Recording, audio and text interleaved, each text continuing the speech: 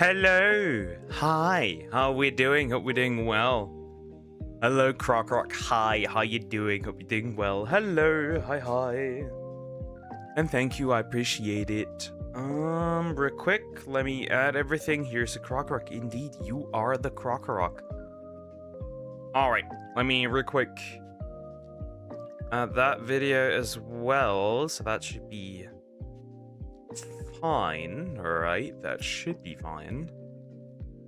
Let me also quickly check something before I continue. That's important. Right. That can go because I need to make sure that I have enough space.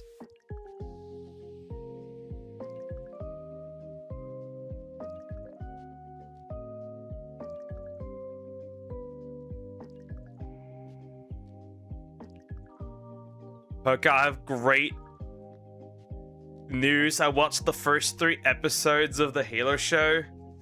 Yeah, I'm putting you down. Sorry. Guys, we're gonna put down Croc. I'm sorry, but that's just unacceptable. Hi, Joe. How you doing? Hope you're doing well. Hello.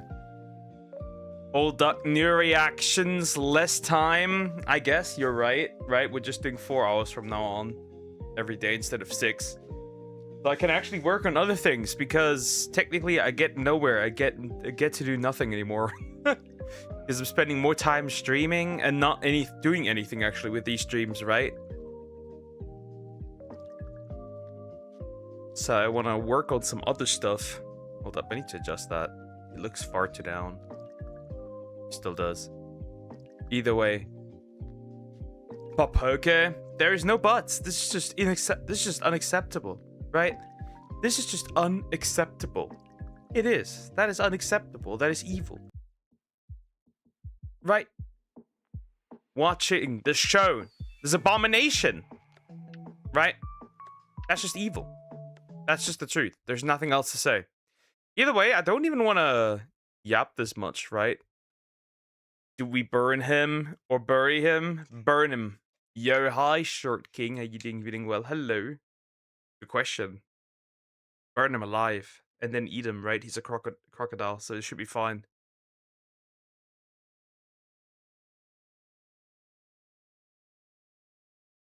Also, yesterday, I recorded off screen. I've beat the island of Ark Survival Evolved. So yeah, next we're doing Hardcore Crust Isles, and then after that we'll do Scorched Earth. But that one will be with the main character, not hardcore. Yay. Either way, I think we'll just swap over and then let's get right into it. Can't stop laughing at the trend. It is so crazy. This crash out is so crazy, right? This is a peak crash out. Right, so me... Okay, never mind. I take it back. I'm proud of you. Then I'm proud of you. Halfway proud of you, halfway disappointed. Right? Because, like, you're still not getting back the time, but I'm proud of you still. That is a good decision. Great decision. I am proud of you. Huh? Why are you not grabbing this? Are you stupid? Aw, you're stupid. Well, yeah, you are. Anyway. We're gonna look at this. And after that, I'll do a ref video, right? I still need to get my daily dramas up, right? That system won't change, but at least I got easily enough videos already. It's ma'am poker. It's no. It's she. Just call me she. You get the idea. It's a thing. Talk to us, spit on that thing. It's a bird. It's a plane. It's a she. Poker, this is a new level. Oh god, a new level of bad. Well, then, so apparently this is a new level of bad. I guess we're going in. I don't know again what to expect. Jeff the Killer Game by John Wolfie. I got no idea. What's going on here. I got no idea. We're gonna look at this. Also, please consider liking and subscribing. It's a new level of bad, so we'll see. Hi Judah, how you doing? Hope you're doing well. Like you promised me the Australian animals video ages ago. We can do that as well today. Don't worry, we could do that as well. I've got mostly Drags and Murder Mystery videos. Sure. I need all the dramas as well though. Calm down. Calm down. I'll do this ref video, then we can do the Australian animals video. Maybe I'll split that up into two videos then. That could work, actually, because it's a long one, right? And that should be fine. That should be fine. Right. So yeah, let's see. Let's see. We're going in. We'll see what this is about. Hey guys, it's John, here with a game called Jeff. Why is bro so low quality? Is something wrong? Now it works. Hey guys, it's John, here with a game called Jeff. It's been a while since I've played a Jeff the Killer game, and somebody suggested this one to me, so I figured I would give it a shot. It's just titled Jeff. My name is Jeff. The god. This cannot end well. This cannot end well. There's even a multiplayer? Funny. Funny. Very funny. And actually, there have been a couple of Jeff the Killer games just titled Jeff. So it was hard to find this particular one, but I think it's the right one. Apparently there's multiplayer. I had no idea. Let's look at how to play. WASD, shift to run, I inventory. V is to change to third person. E is to interact. You can also melee, shoot, or talk. So. See? Okay, so this is an improvement.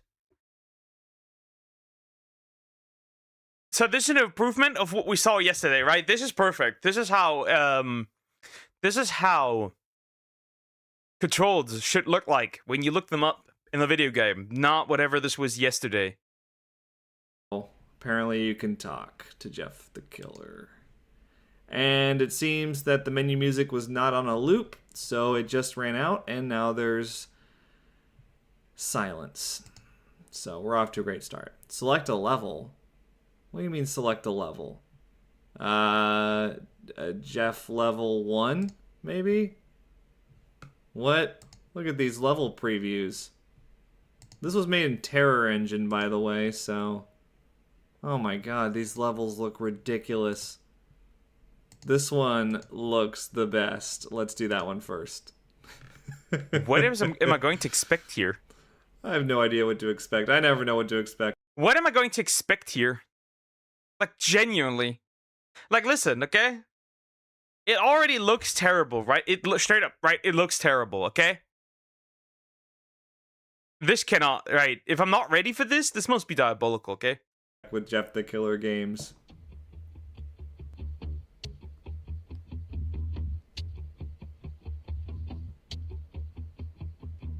I'm so confused.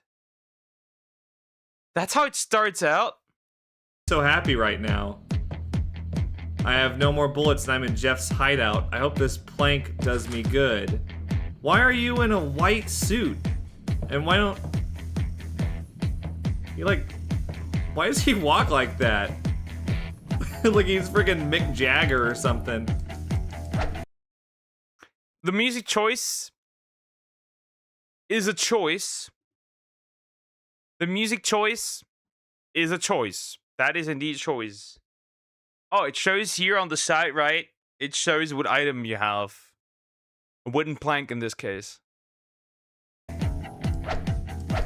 Cool. So, there's no animation for Melee. There's only the sound effect. Did you walk too close to the fire? Is that what happened? I am so confused.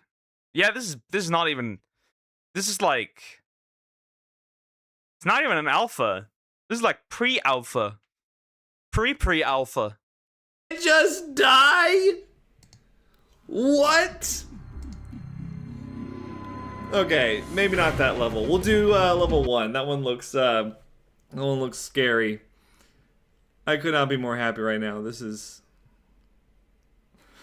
terrific. Gem. Oh my god. What is happening? Is this... I'm sorry, is this through a... Why am I using... Huh? Now there's like a camcorder? You have the battery in the corner, record, settings. I am so confused what's going on here. A video camera. What? There was no precedence for the Sweet dreams.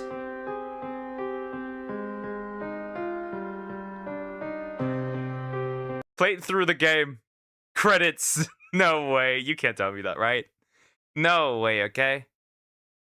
Oh, I see. So you're supposed to play these in order. Except there's no level 3. I don't know if you guys noticed. Excuse me. This is so dramatic. I can't believe it.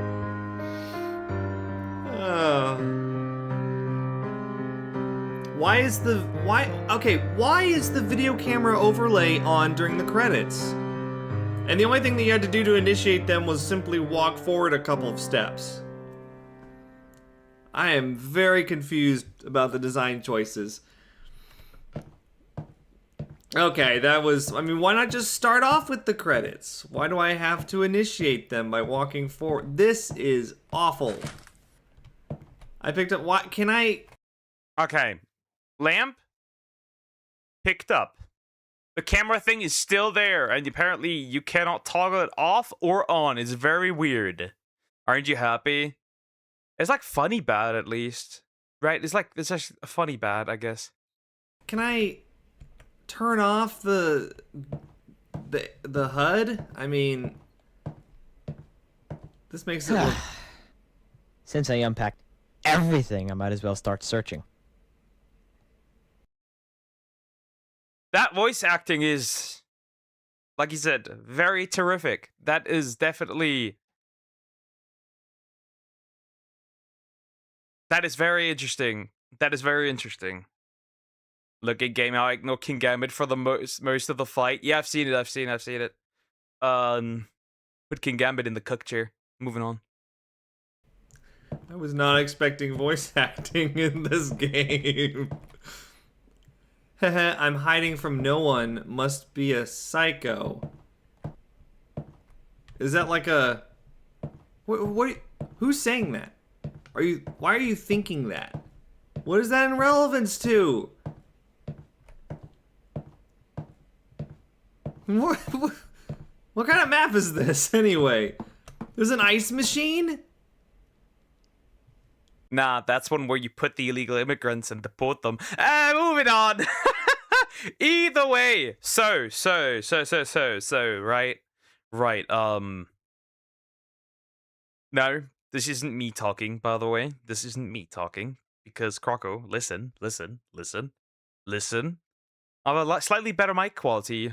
Mine doesn't go that crazy when I say everything. Why is there an ice machine? It's not even... Oh, okay, we got ice. We got cigarettes. Because Jeff's a little hooligan, apparently. What is this?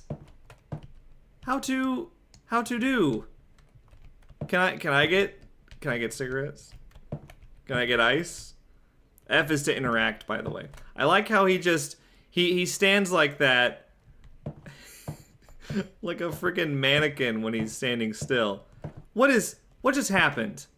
It just teleported me. What?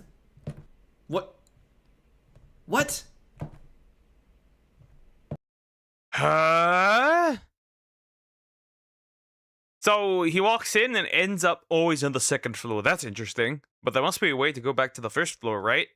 This camera thing I can't get over. It is so terrible. It is so annoying and like it just brain rots me. It is, how do I put this? It's so obnoxious, right? And you can't take it off. That is just terrible. And like it just distracts incredibly.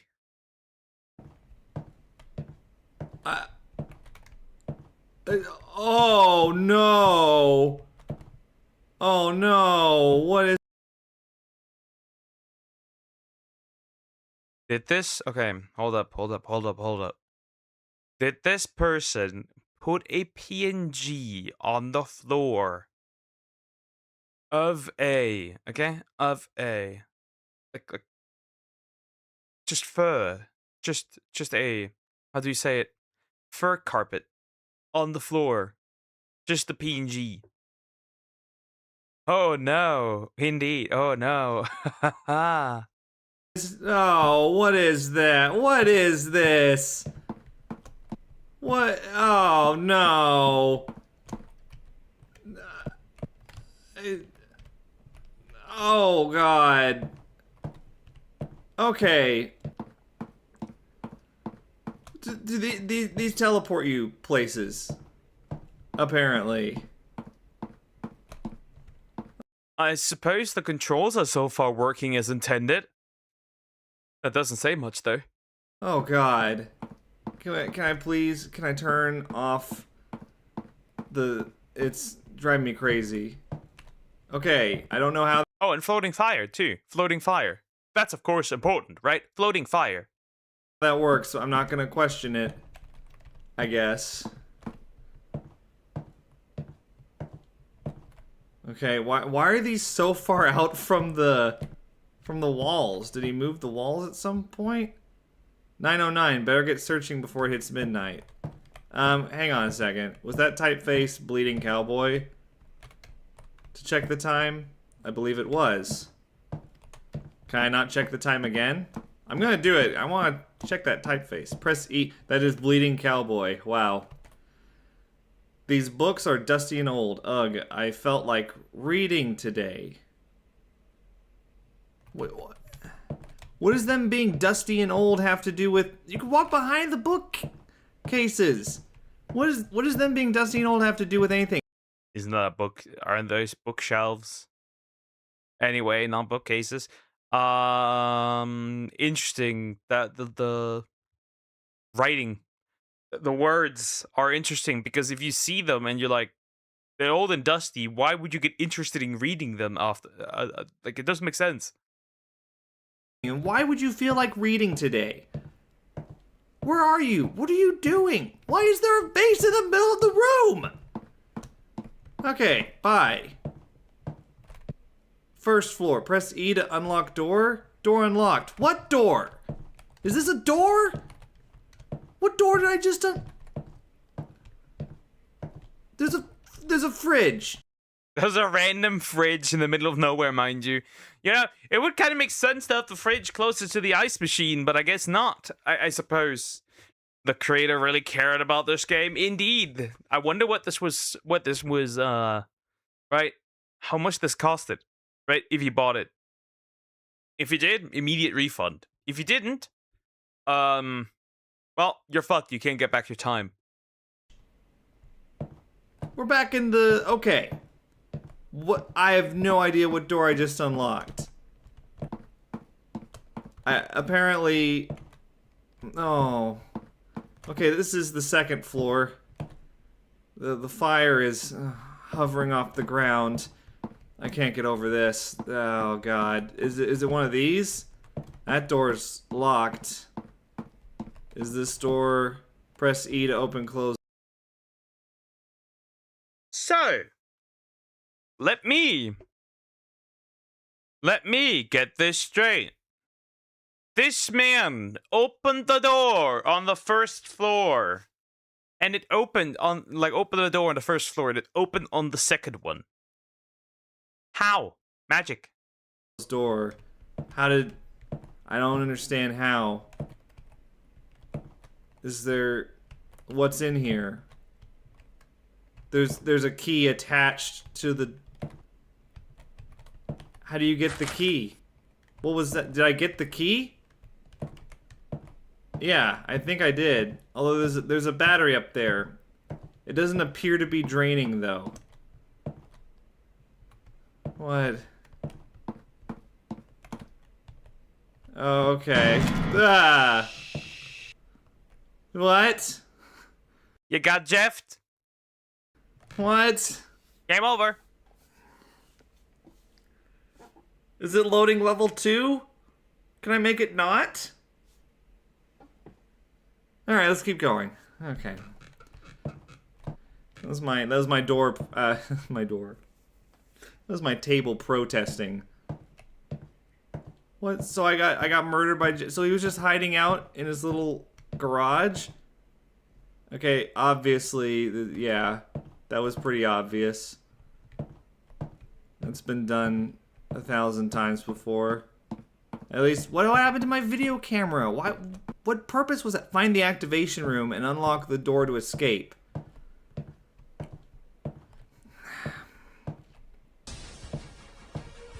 So, how many,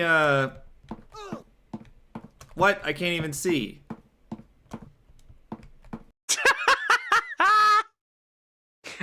Of course, that totally makes sense.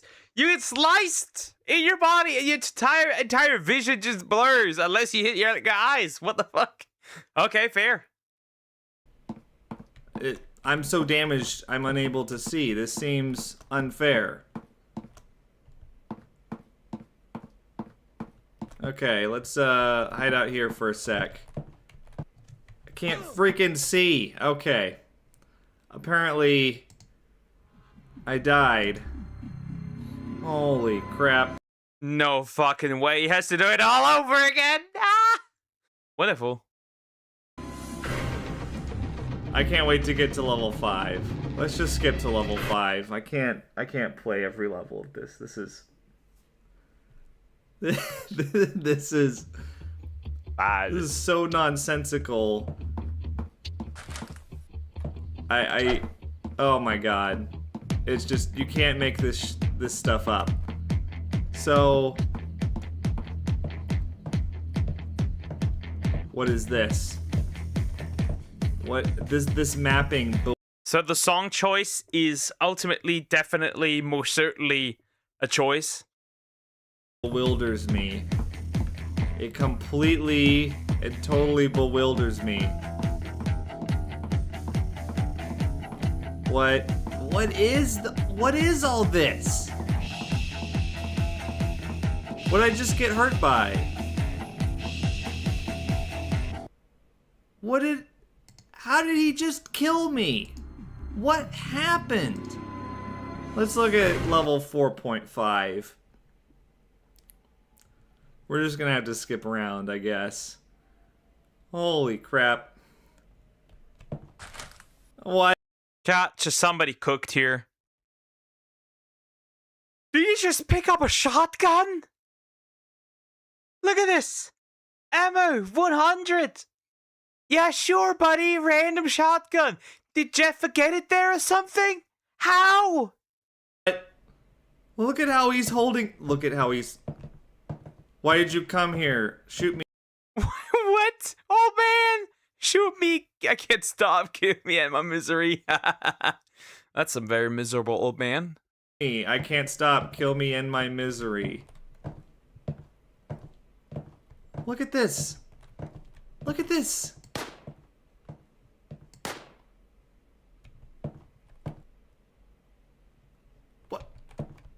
What is happening? So he shoots him.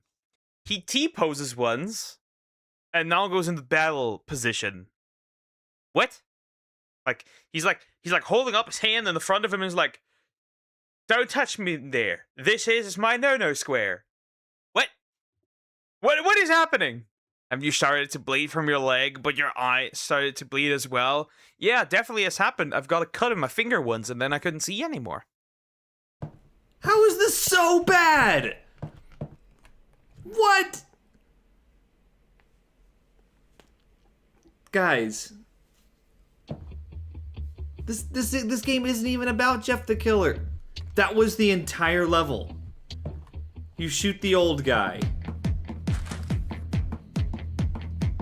Which I'm pretty sure... Why? I can't explain his model. What? Have you seen how fast he is? Have you seen how quick he is? I have seen how fast he is. He came there with like ungodly speed. Bro, it was on sight. What? Why?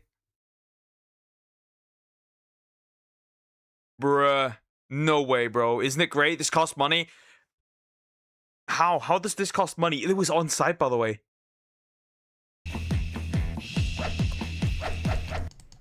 I can't even. Okay, what have we not pulled up yet? Level 4? Let's try that one. Oh my god, I can't believe this. It's just... It's so bad. Like, I think this might be the worst Jeff the Killer game I've ever played. Okay, random dead bodies. That's a lot. 47 minutes is a lot. This video would be like... This video, like, the recording would be like an hour 30 minutes if I up a lot. That's a lot.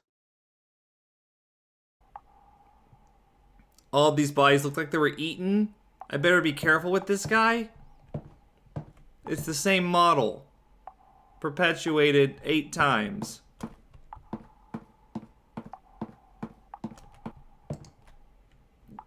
What happened? Why did that happen?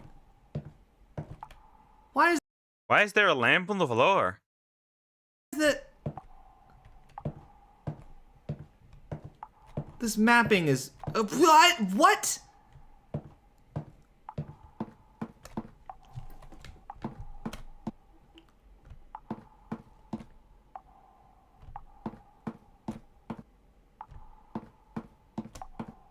Can't... Okay. I don't know what's causing that, but... Okay, He's just teleporting back and forth and you can't go anywhere. Wonderful. no, stop. I want to go to this room. Stop. Let's go in here, I guess. Well, what's this thing? What is it? What the fuck is it? Why is it there? What is with this door? It doesn't even... I can't... Oh. There's a key on the floor. There's no effort to even hide it. These doors are humongous. What are these for? Like giants or something? Like, what are these for? Like, giants? Trolls? Certainly not for a small, tiny little Jeff. What? What?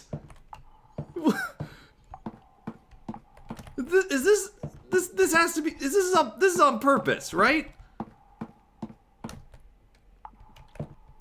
This has to be. This can't be real. Is this real life? I'm fed up with this world. I can't do... What is... I don't understand. What am I collecting? Random items and dead bodies, apparently, because there's more. Okay, can you play this with deer? I'd rather get my peener exploded. No level 3, so I have no context for this. I doubt that there would even be any context. What? You're hurt physically, boy. I've been hurt mentally since that little old bastard kid Jeff killed my son. What? There's a few corpses in one of the rooms in the back. Please don't tell me your son is one of them. He's buried, boy. Those corpses are all of his victims. Sure enough, one of them will be you if you don't scram. I'm just stepbrother. What?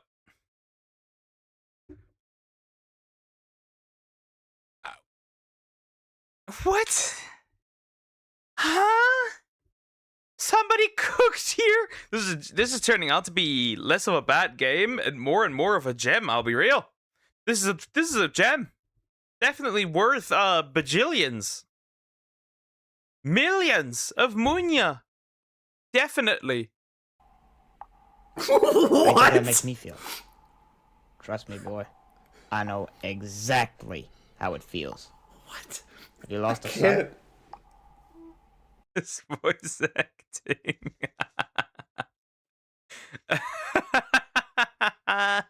This voice acting is absolute peak. This is definitely what we are all here for. This is peak voice acting. This is atrocious, man. This is so bad. Then you don't know the true No, meaning. stop it!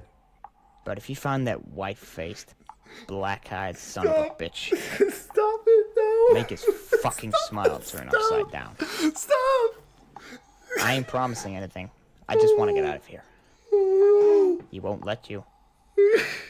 You'll have to fight to get away from him. Stop! He knows. I can't take it. He can see your every move.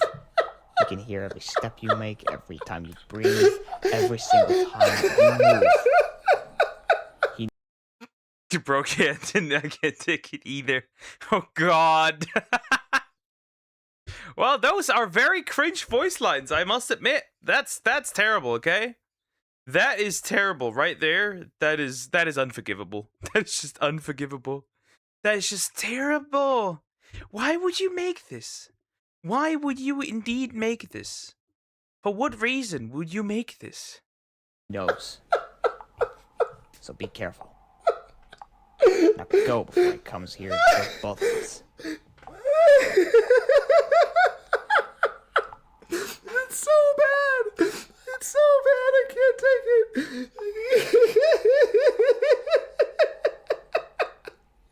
I can't take it. I can't take it.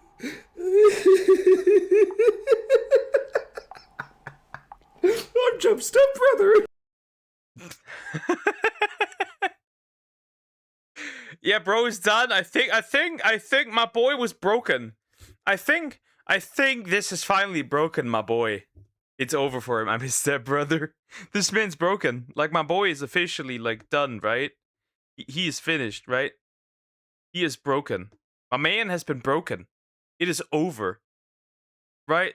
He cannot recover. It is indeed over. Oh my god. I'm Jeff's stepbrother. He just dropped it in so casually. I'm Jeff's stepbrother. Jeff killed my son. It sounded like the same voice.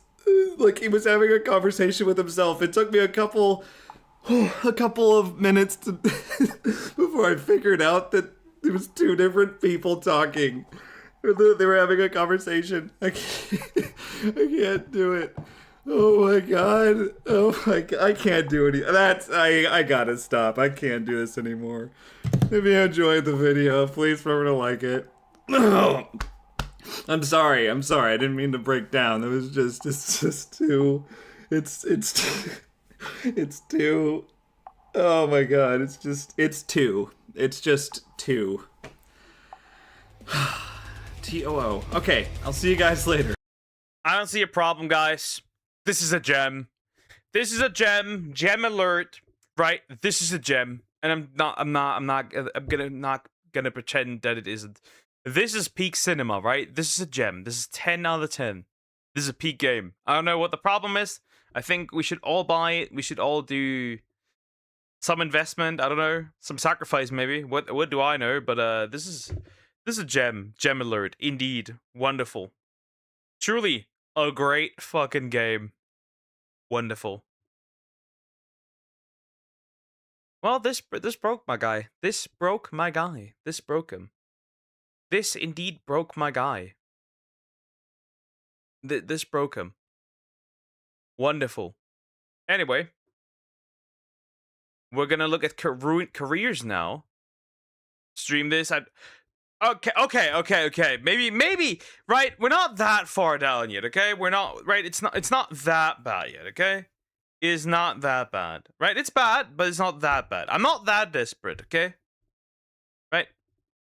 I'm not that desperate. I'm desperate, but not this desperate. Right? I'm just not. Then we can do these Australian animals, I suppose, right? Let me look at what Joe did. What he sent in, let me see. Alright, sacrifice. You're finally doing it with Croc-Rock. You can do it with Croc-Rock. Something. Interesting. Germany's Unsolved Mysteries. We can do that right after that as well. Technically, the good thing is, with this Australian video, I can technically get 2 videos in one. Either way. Interesting. I accidentally ruined her career by ref. I don't think Scooch-Chan's career is ruined, but whatever happened, happened, I suppose. We're gonna have a look at this. I don't know what's going to happen. I don't know what happened. Is this still the AI discourse? Probably it still is, right?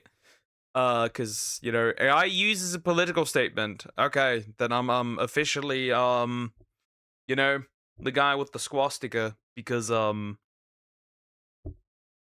I have no issue with the use of AI. Either way, we're going in. Also, please consider liking and subscribing. I appreciate it. And yeah, we'll see. We'll see. That cannot be great. Hey, what's up guys, Riff here. That cannot be great. So in this video, we'll be once again talking about the AI-related discourse in the VTubing scene. And as you can see from tweets like this, AI use is a political statement. It's very clear this is not about protecting the quality. I wonder if Rev is gonna make a video about the delusional situation on Twitter of a Mint fan being called a PDF for liking a VTuber, right? I wonder if he's gonna make a video about this, because these people are that mentally ill, by the way. Quality of arts or defending artists in any sort of tangible way. It's a lot more about bullying people and virtue signaling, and doing so oftentimes very hypocritically.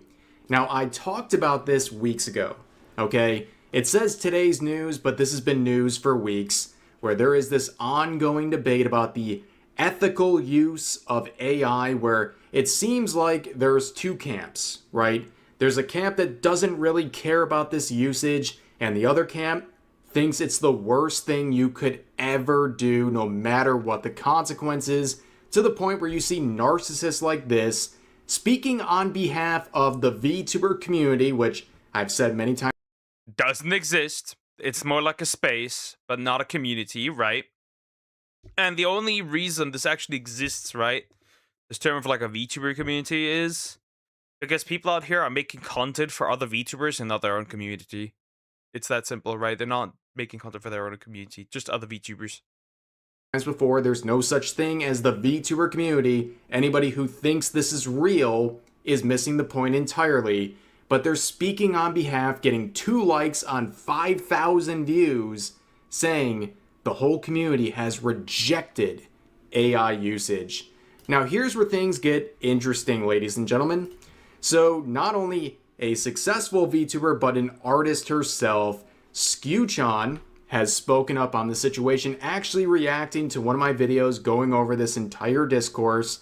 And as you can see, she woke up to a bunch of notifications and a lot of attention regarding this subject. Now here's the background regarding my video and her reaction as well. It really began with Leaflet.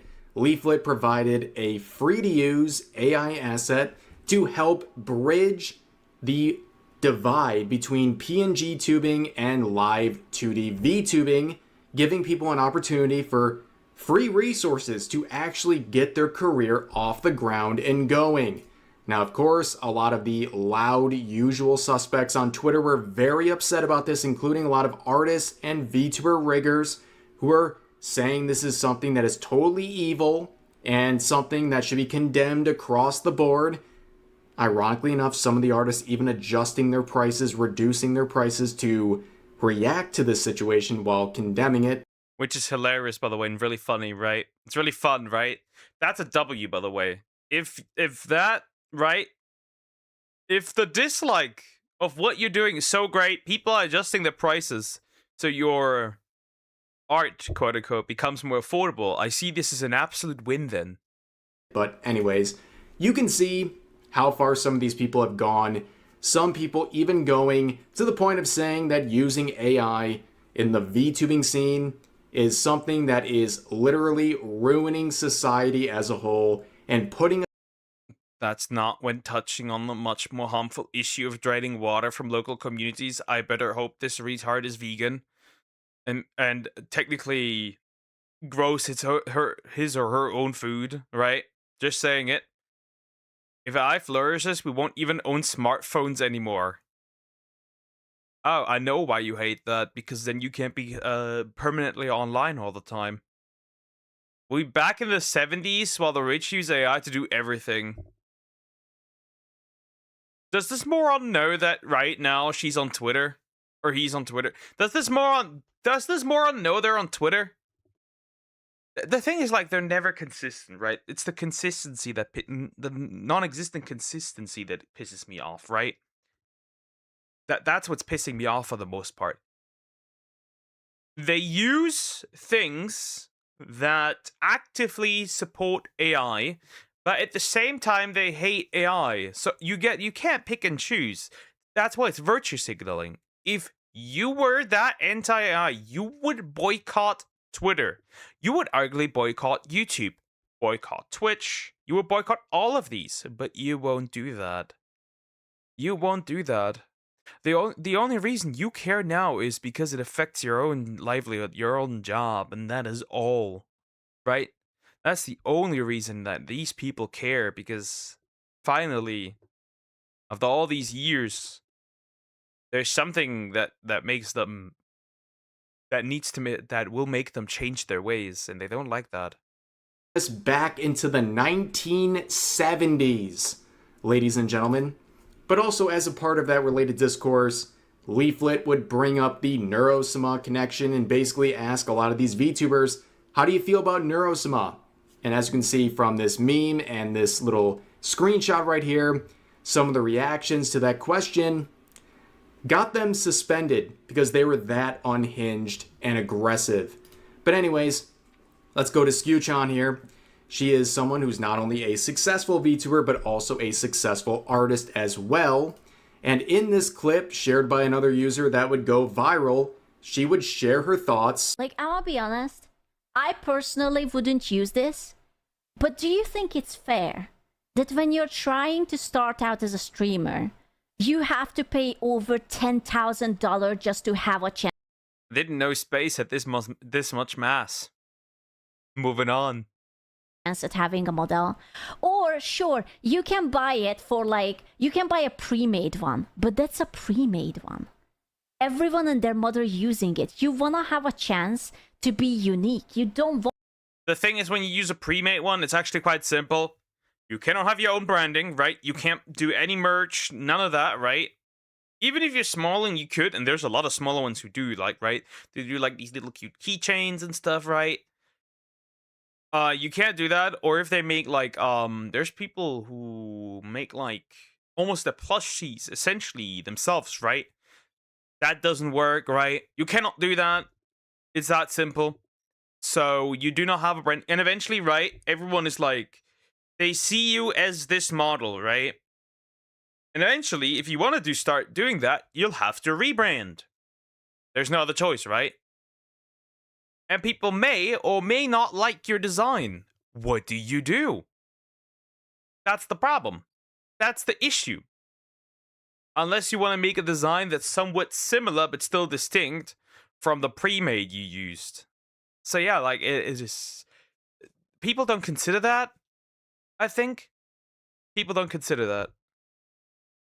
to be, fucking, I don't know, Suika Avatar 9919. It's about being recognizable.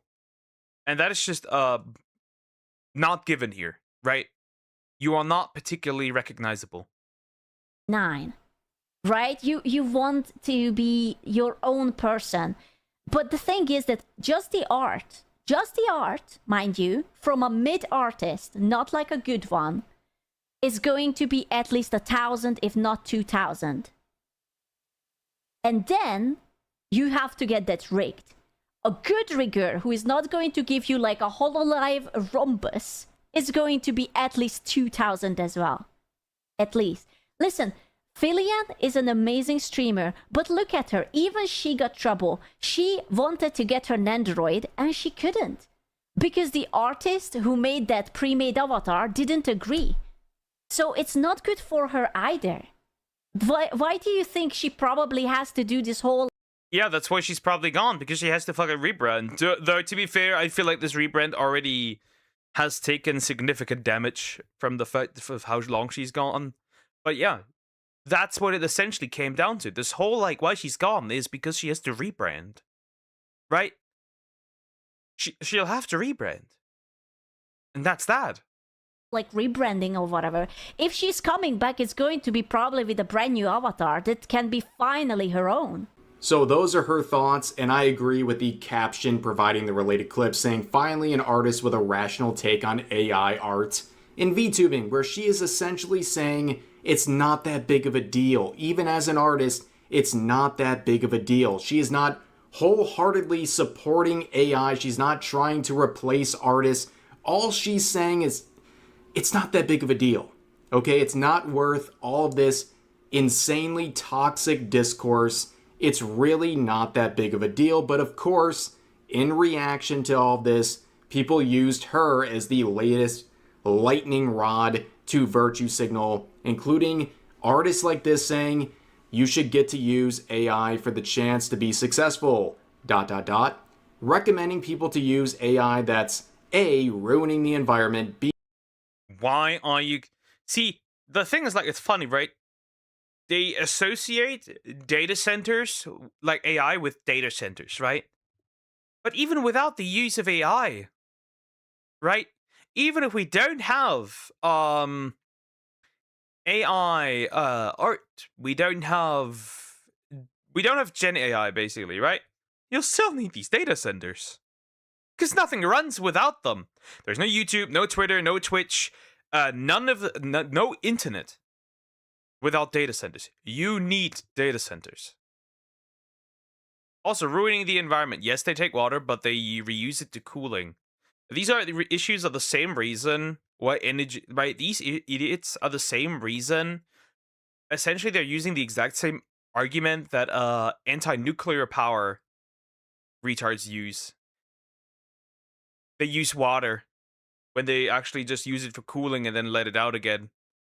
Anyway. Ruining their chances at being taken seriously when you use a pre-made model, you know the license. When you use AI, you can't even copyright it. Now you look at the individuals providing these sorts of takes, and eventually it becomes very clear that they're highly upset about this sort of discourse where it really boils down to it's not that big of a deal.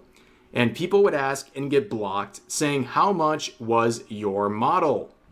I'm curious, you know what? Let me check something. Oh, 1,600. Yeah, that's definitely something one can afford. I want to check something always with these accounts, right? And that is what I want to check is, right? What I want to check is if these people have like something like an OnlyFans, because that's what it looks like, right? And of course, as you can see, $1,600. Really? That's crazy. Can you imagine an aspiring VTuber not wanting to spend basically a month's rent anywhere these days and just getting their model for free? Oh, but wait a second. You're going to get condemned by the VTubing scene. You know what? Speaking on behalf of me, not any VTuber community or anything like that, I think getting off the ground running and getting a free start in the related scene, if you're really that invested, if you want to get going, is a great thing. Don't listen to all these wackadoos on social media, especially artists who have a stake in this game. Okay, they're mad that they have competition that's being provided for free and they're crashing out. Here's another example quoting the related clip saying, my model is unique as F and under 3,000. Interesting. Under 3,000. Sadly, she does not. But it would have not surprised me.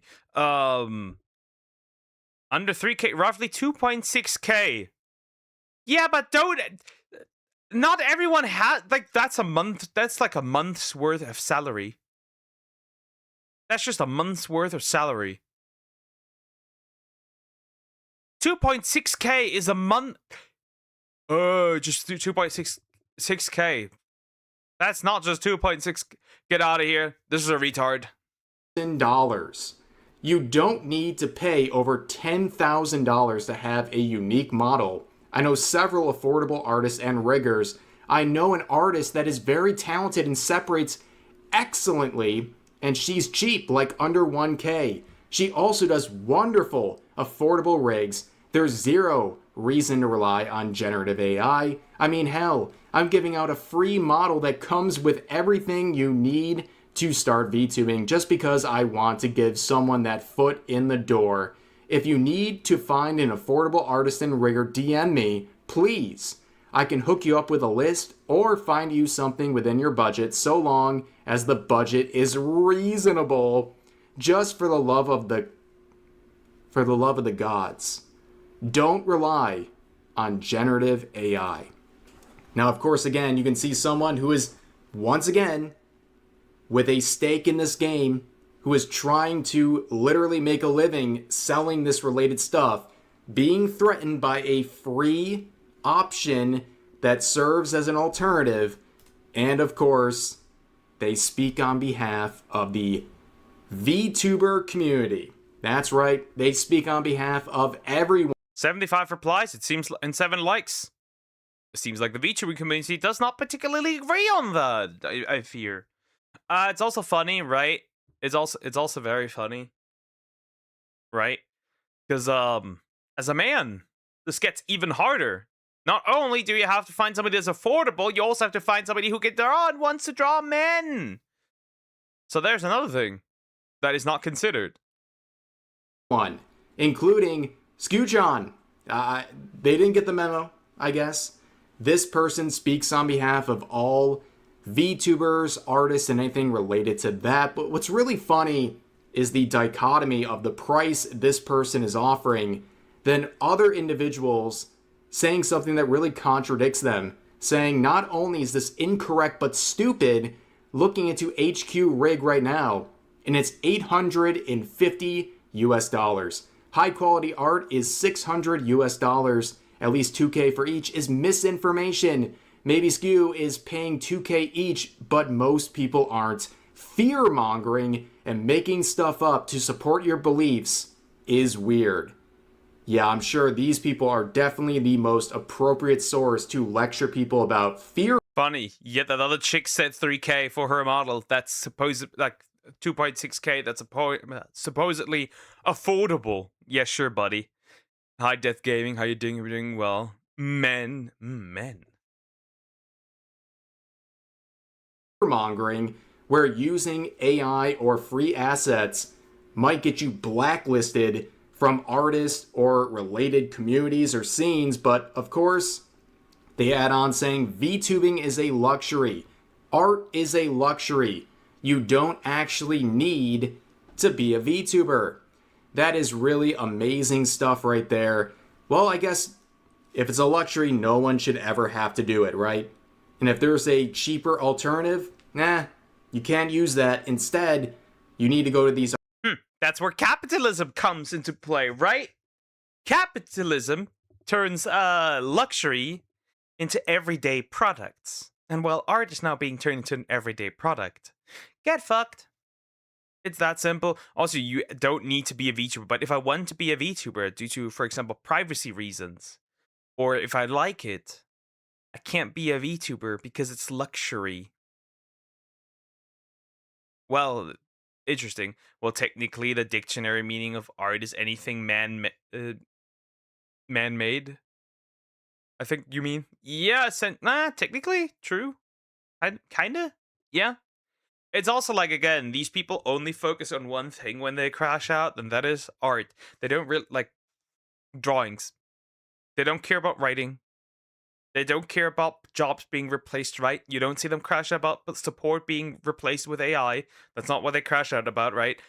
You are only doing this. They're only doing this because they're now scared that they might be the next on the chopping block. And honestly, with this type of behavior, they deserve it. Artists and get ripped off, because in many cases, that is the main concern. It's not just getting blacklisted because of your wrong think, but a lot of these artists are overcharging. And of course, what this person is saying about what is affordable directly contradicts the other user we just looked at 2 seconds ago, giving their price. So it's like these people in this anti-AI camp can't even agree on what is a reasonable price in the first place. But I think this person right here is missing the point entirely. If they watched Skew's video in the first place, they would understand it's not really that deep. All she's really saying in the full context is that she doesn't care. It's not that big of a deal if people use AI. It's just like people are DMing me, Skew, did you see it?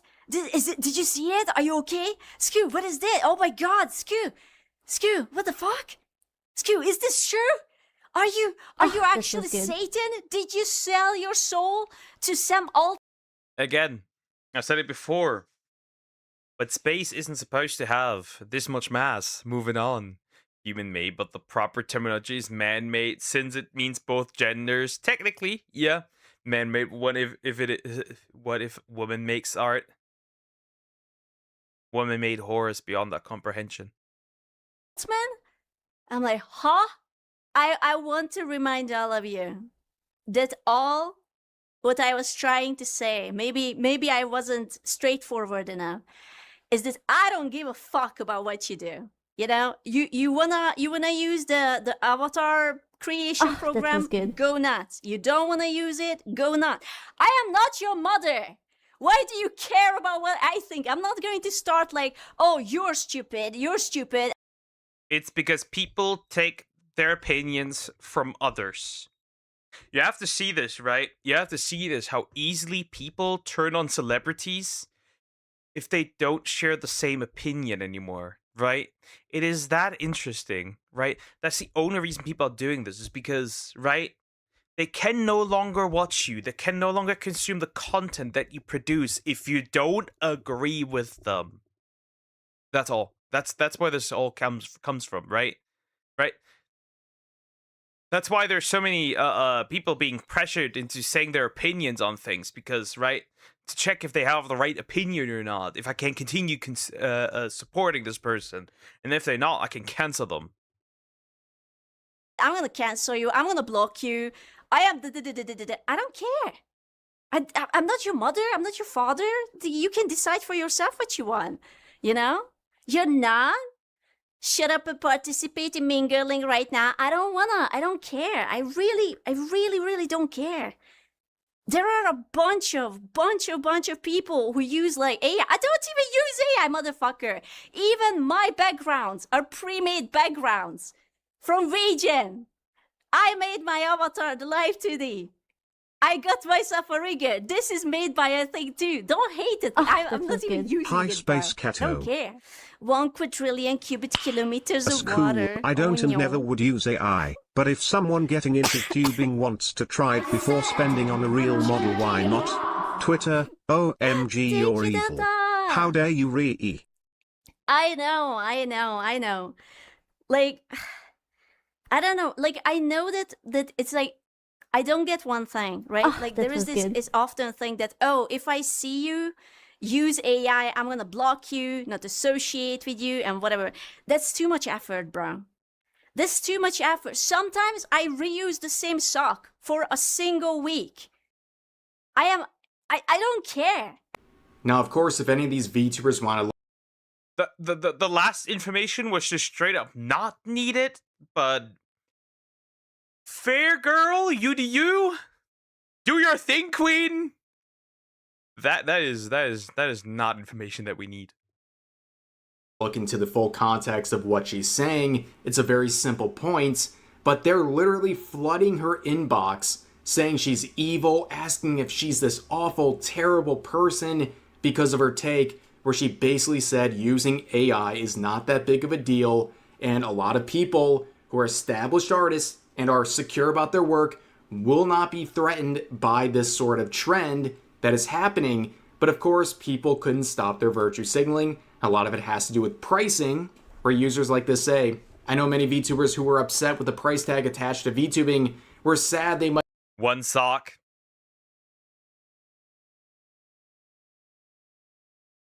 What does she mean by that? What does she mean by that? What does she mean by that? So there's multiple options She only wears one sock. She only wears one sock. Happens. Oh, she always swaps the other, but not the other. Not the other. Or it is true. All women on the internet are men, and this is a cum sock. No. Might not ever get the chance to make it in the scene. You want to know what they did? They learned art and rigging. They drew and or rigged their own model and started streaming, which not only is defeated by the commentary and full context provided by her, but here's a good counterpoint. In quotes, this is really what they're saying. You are too poor to afford this hobby while working a job.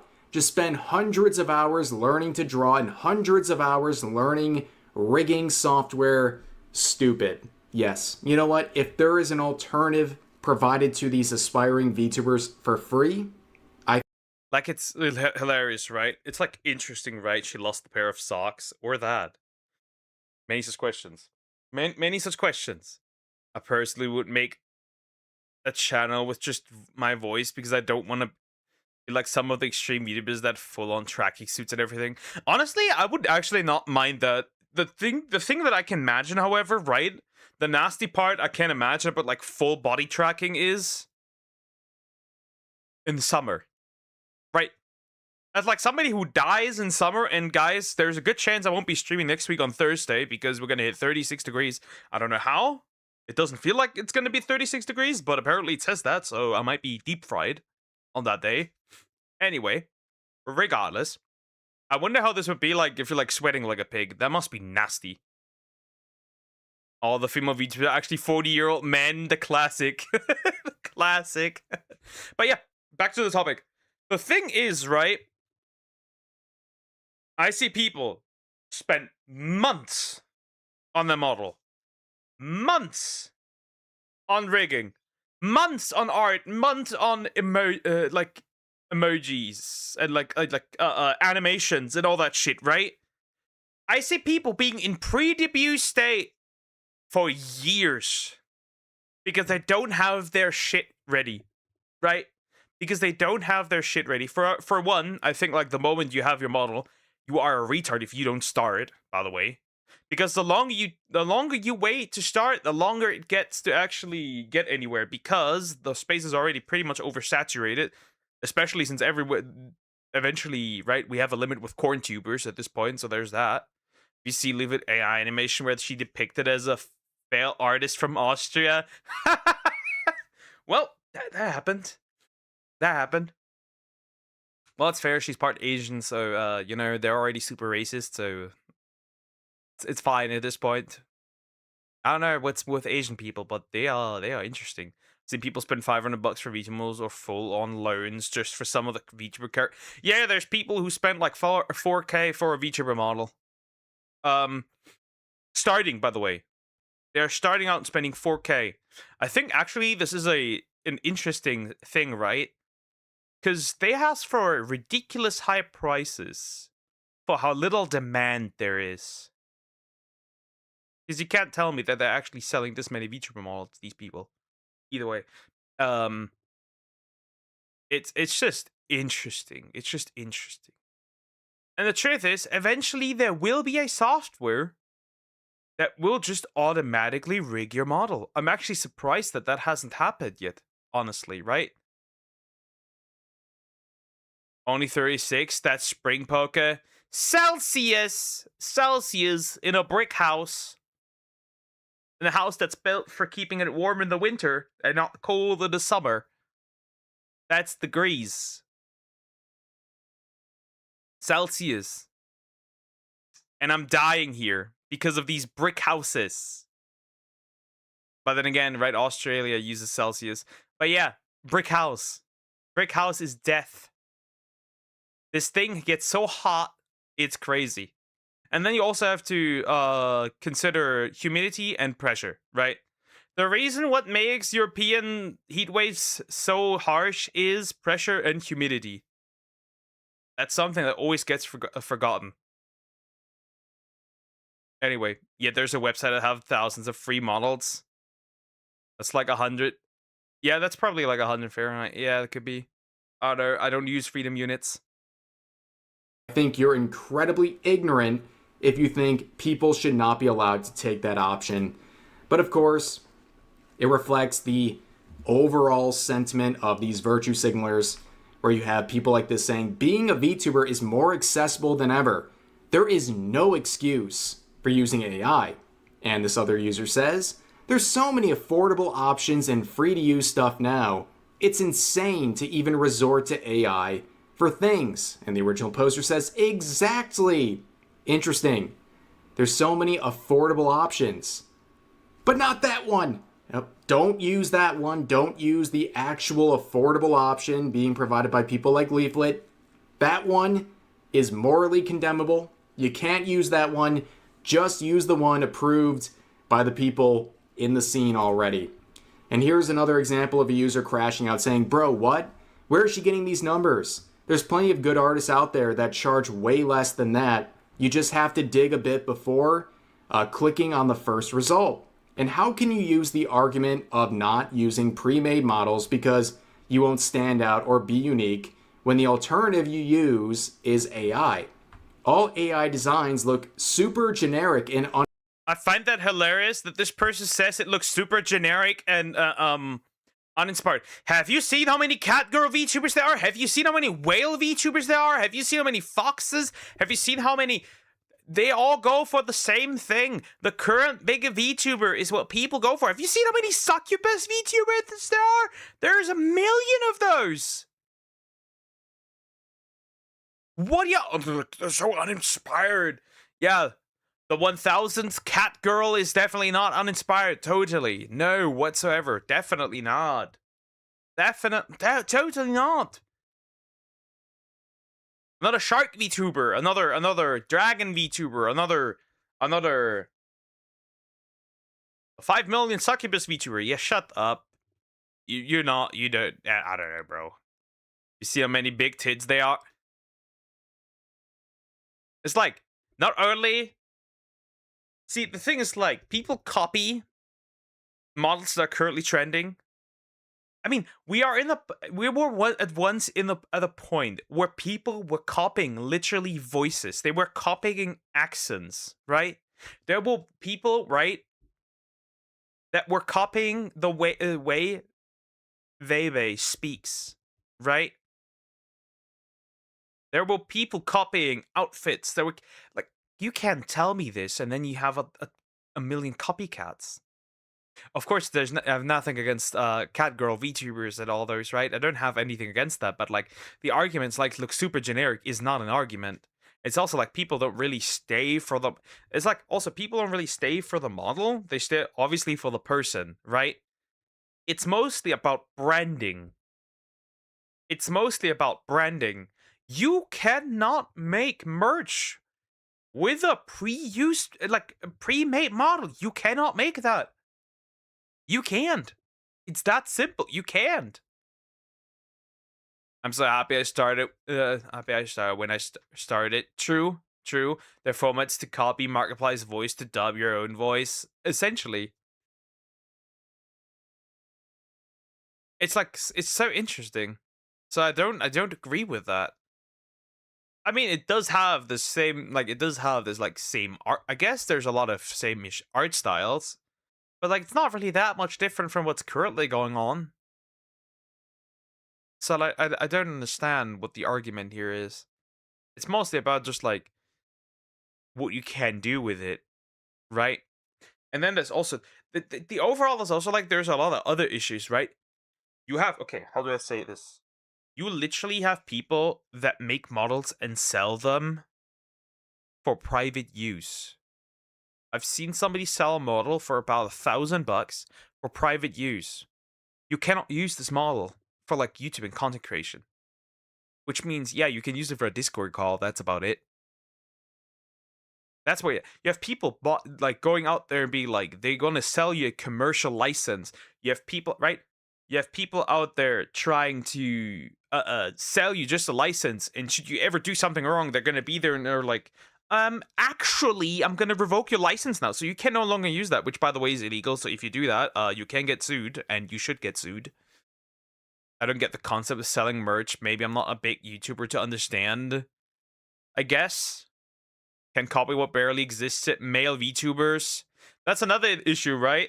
How many people are there that make art for male VTubers? That number is incredibly low, right? That number already doesn't exist. And if it does exist, it's like either between like Twink or 6'8" Giga Chat with a ginormous bulge and muscles that you could squash somebody like a watermelon between.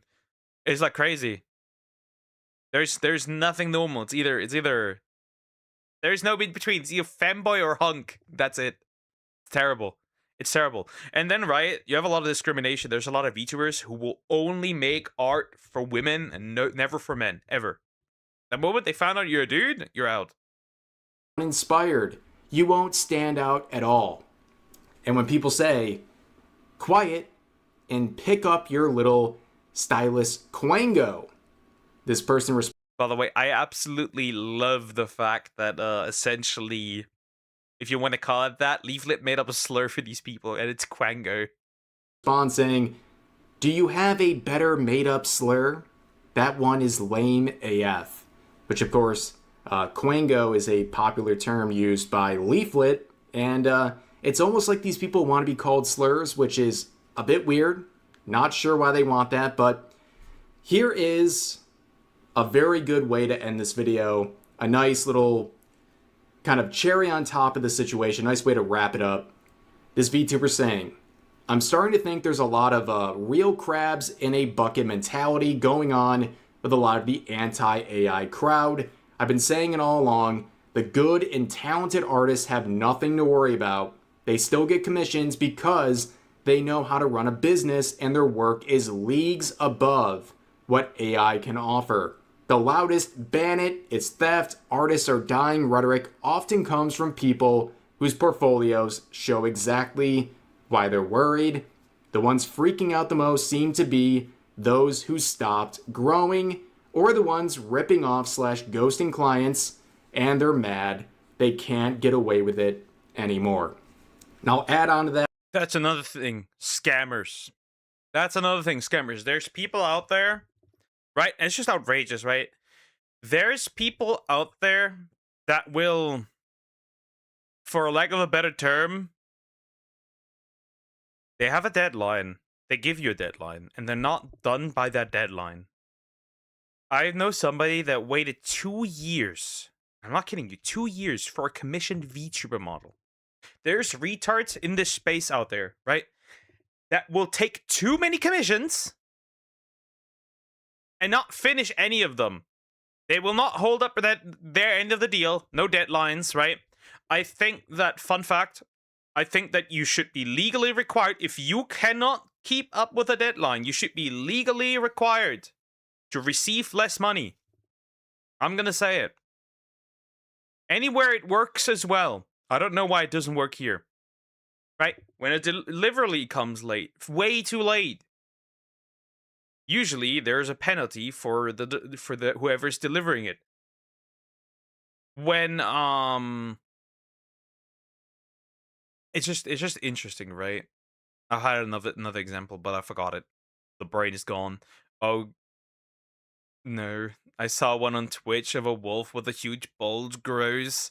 I didn't even mean to watch that guy. I was looking in the yapping sections, and I don't watch much Twitch anyway. I stopped watching Twitch. I remember the diaper furry back then. That was terrible. Yeah, in the company they have penalties. Yeah, they have penalties, right? They have penalties. So I don't understand why here there's no penalty, because they deserve it. Like, it's that simple. We have a deal. This piece of artwork is done then and then. Right? If there's like a genuine reason, like you had like, I don't know, something bad happened, it's like fair, right? That's not a problem, okay? Right? Fair, right? Family member died, pet died, issues with work, fair. But if you are just too lazy to finish your job, then you deserve a penalty. It's that simple. So I'm not retiring Zoom. It's all fine. I'm just dialing back the amount of streaming because I feel a little burned out, and I also want to do other things. I just don't get to do things anymore, right? Right, I stream a lot, but the only stuff that I actually turn into content are the reaction streams, nothing else. And I feel like I leave a lot of potential on the table that I can't utilize really, right? It feels like I'm running in the same, like running myself on the ground. It's like the same spot. That's really all. And give a little precursor to the next video, something I'm going to upload tomorrow, where these artists are showing exactly the concerns that are being raised here, where people are being blacklisted or having their commissions denied by artists who are not only overcharging in situations, but rejecting potential clients for their wrongthink or having AI related references for what they want commissioned from these artists. And it really is a crabs in a bucket mentality. And you know what? This is crazy. You know what? If you demand $50 for 3 simple emojis, you can suck a dick. Straight up. And I've seen it. I've seen people demand $100 even for like the most simple emotes. You can go fuck yourself at that point. AI in the VTubing scene, no matter what content it can produce, it will never provide more content than what these anti-AI people in the scene are providing for users like myself. But anyways, that's going to do it for this video. If you enjoyed, please consider giving the video a like. Yeah, that's pretty much the end of the video. Yeah, there's really not much to say here about retiring. I am not retiring! I will stay. I will stay. I just want to work on some other stuff. That's all.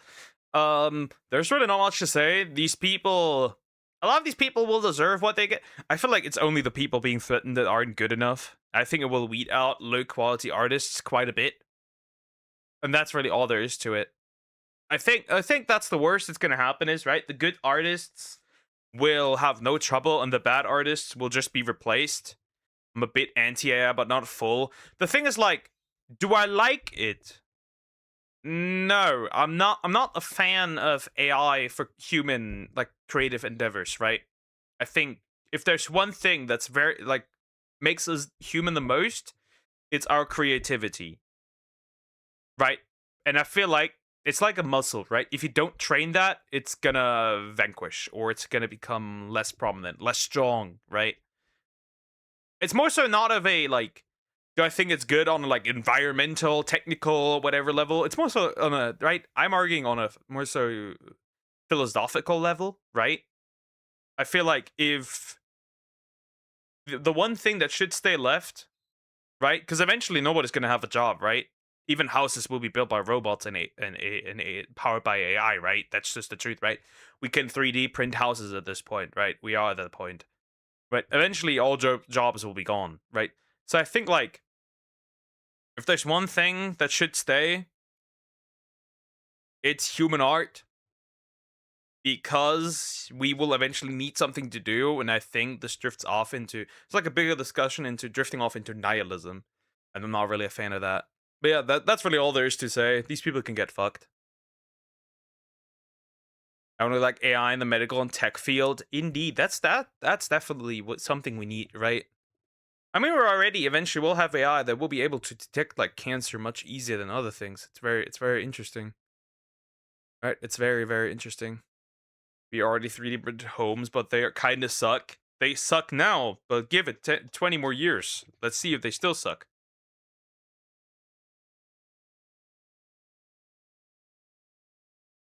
Let's see if they still suck. In 3 years. In 10 years, in 20 years. Everything evolves slowly. Okay. By the way, I can remove this one. I need this one in the playlist. Where was the Australia video? There it is. That one. I can actually turn that into multiple videos, honestly. Australia has a lot of spiders, but recently... Australia has a lot of spiders. Indeed it does. You think UFO files are fake and AI? They're likely fake and distraction from real world problems. already have AI that detects early cancer cells in patients. Yep. We already have that. We already have that. They always use big events to distract people. Hey Poke, I will touch you. They always use like big events to distract us from like changes in law, right? They pushed chat control through the EU Parliament when a lot of people were essentially on vacation. They did that. They push for other laws during the World Cup. It's always the usual thing, right? They even pushed laws when everyone was looking at the files, at the island files. So there's that. This is a long video, guys. This is a long video. I will quickly take a break right now before I start this. I'm gonna feed the kitties, right? Because they're already hungry. They're already standing at the door, looking at the door, and then we'll continue with this one. So yeah, I'll be right back. Right, I'll be right back. This time, hopefully, no power outage. Because yesterday, power went out. Right, power went out, and every animal we have went to kill you. Indeed, yesterday the power went out, but just for our house because my dad plugged in something and that you know. Well, it's something that he shouldn't have to plug in, and well, yoink. So yeah, I'll be right back.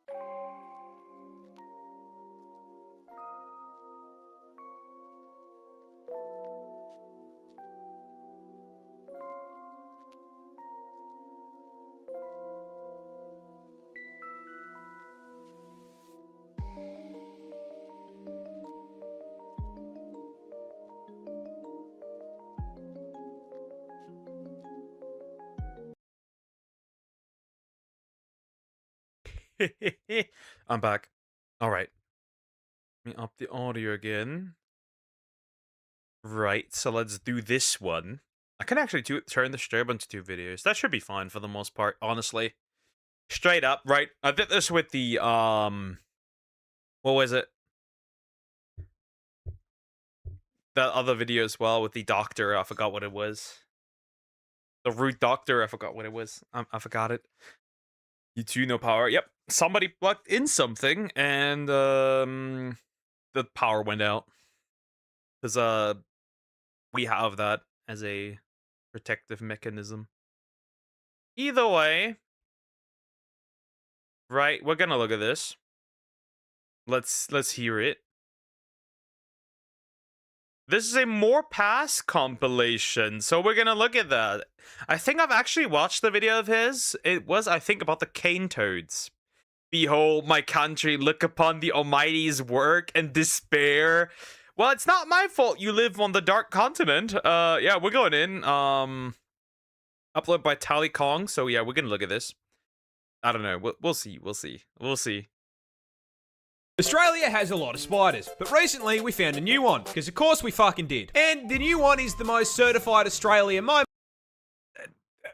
Why? How? Why would you even find these abominations? Willingly, mind you. Again, hey Poker, hey Croc Rock. Can you stop? I've ever seen. For a bit of context, one of the several thousand spider species we are home to is the Sydney 10,000? See? If there's one place I will never visit, it's Australia. First of all, Short King lives there, so that's the first reason. The second reason is everything is deadly. This is like, now that I think about it, this is like the comparison. So here's the question: what would, like, if you have played Ark before? Here's the question: would we think Australia is scorched earth or aberration? Like, was that a picture of you holding me? How many? 10,000. Because, like, I'm like, right from like the way it looks like scorched earth. But from the creatures there, the animals there. It looks like fucking aberration. So this might actually be aberration. Where's Rockwell? Funnel web, the deadliest spider on the planet. Because of course it's down here. Where the fuck else did you think you were going to find it? These scary looking fuckers are highly venomous and can flatline you with a bite in 15 minutes. And if you think wearing thick clothes will save you, be aware the bastards have fangs long enough to punch through shoe leather. Now, why do I bring these little nightmares up? What is the one thing worse than a spider rocking armor-piercing rounds that can send you to heaven with same-day delivery? A bigger spider rocking the same perk setup. That's right, Australian scientists have found a brand new species of this funnel web that is even bigger. How much bigger? Well, the standard Sydney funnel web grows to around 5 centimetres or 2 inches. 5 centimeters? Okay. And I mean, if you're asking me, 2 inches is more than enough. 2 inches is actually fucking huge. By comparison, this is the new one. It's twice the fucking size, cunt! 4 inches of 8-legged menace to the animal kingdom. But that isn't even the best part. You see, do you know what they named this thing? Do you know what professional scientists named a supersized version of the most dangerous spider on the entire fucking planet? The Newcastle Big Boy. Deadliest... The Newcastle Big Boy. That's wonderful. That's a great fucking name. The Newcastle Big Boy. Why would you name it like that? That does not make it that menacing. Oh, look at that. Newcastle Big Boy. That's just terrible. That's just terrible. Poker will visit Pakistan. Sorry, but they have too much cousin marriage. Spider on the entire fucking globe. Big Boy. Only in Australia. Platypus are weird, but I'm not sure you quite understand just how fucking weird. See, everyone knows the basics. They lay eggs, they sweat milk, and they look like Yeah, they're also venomous. They're like weird, right? So they are considered mammals, right? Right, they are considered mammals. They look like a bird. They have a beaver tail. They lay eggs. They have venom. Anyway, it's crazy. God hit randomizer on the spore creature creator and just called it a day. But you see, mate, Spore. He knows spore. That's fucking ball knowledge. This man is ball knowledge. This is ball knowledge. Wonderful. My mom said to marry a rich person so you won't be living in the streets begging for money. I'd rather beg with my woman for money than to marry a rich person. If I don't love that person, I don't know. that's barely even scratching the surface of weird platypus features. First up, as is the qualifier for any Australian animal, did you know they're venomous? No, I'm not fucking with you, you heard me correctly. Male platypus actually have venomous spurs on their hind legs. These spurs are multi-purpose, acting as defense from predators, as well as a tool for throwing hands with... I did not expect the I did not expect the EDP to be seen here. That's interesting, Perry. Harry the platypus! other male platypus during mating season. And while their venom is non-lethal, that doesn't mean that getting stung by them doesn't fucking suck. See, platypus venom can cause extreme pain and swelling, and to ensure you remember not to fuck with them again, these effects can last for several months and have no treatment or anti-venom. So if Perry stabs your shit, your only option is to cry about it. Next on the list of offensive capabilities, I shit you not, platypus share the same hunting method as sharks. You see, that big-ass bill isn't just for show, as it contains enough surveillance equipment to make the CIA blush. Possessing the ability to sense changes in pressure in the water, but most importantly, containing electroreceptors that track electrical signals from muscle contractions made... So they have sonar. Those fuckers hurt. Why do you know that? Why do you know that?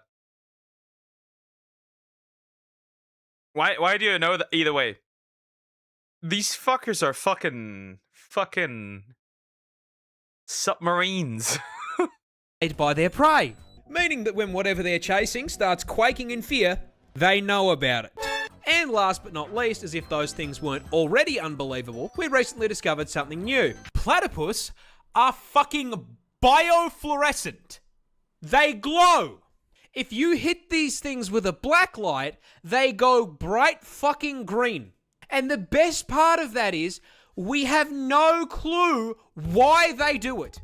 I guess it just means Perry was a biblically accurate platypus man. I'll give up, man. Who fucking designed this thing?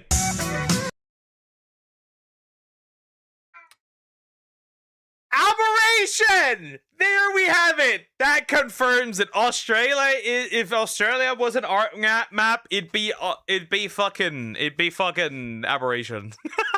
There we have it. See, I just get confirmed right.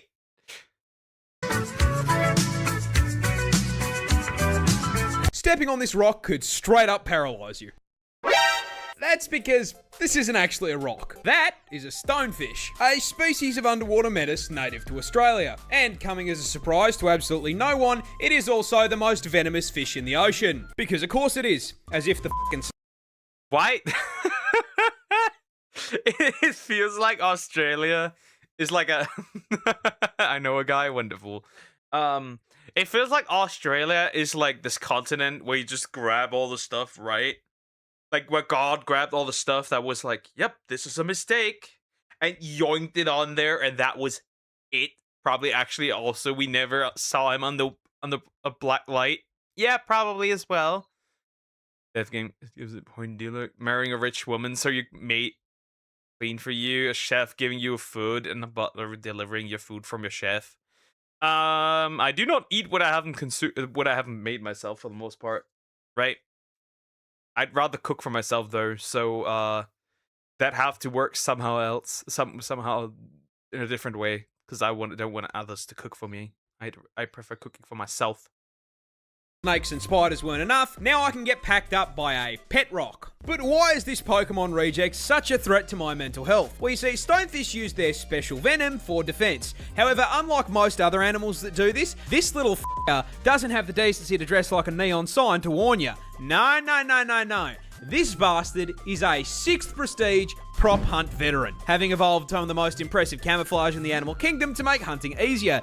And once they've set themselves up, they are basically indistinguishable from Patrick Starr's house. Now, this is a fairly major problem as they love to live in the shallows on the beach, and that venom we talked about earlier is stored in these 13 giant, highly toxic spines that deliver venom when pressed on. You can probably see I can probably guarantee there's someone out there who eats these fuckers. There's somebody definitely out there who will eat these. Where I'm going with this.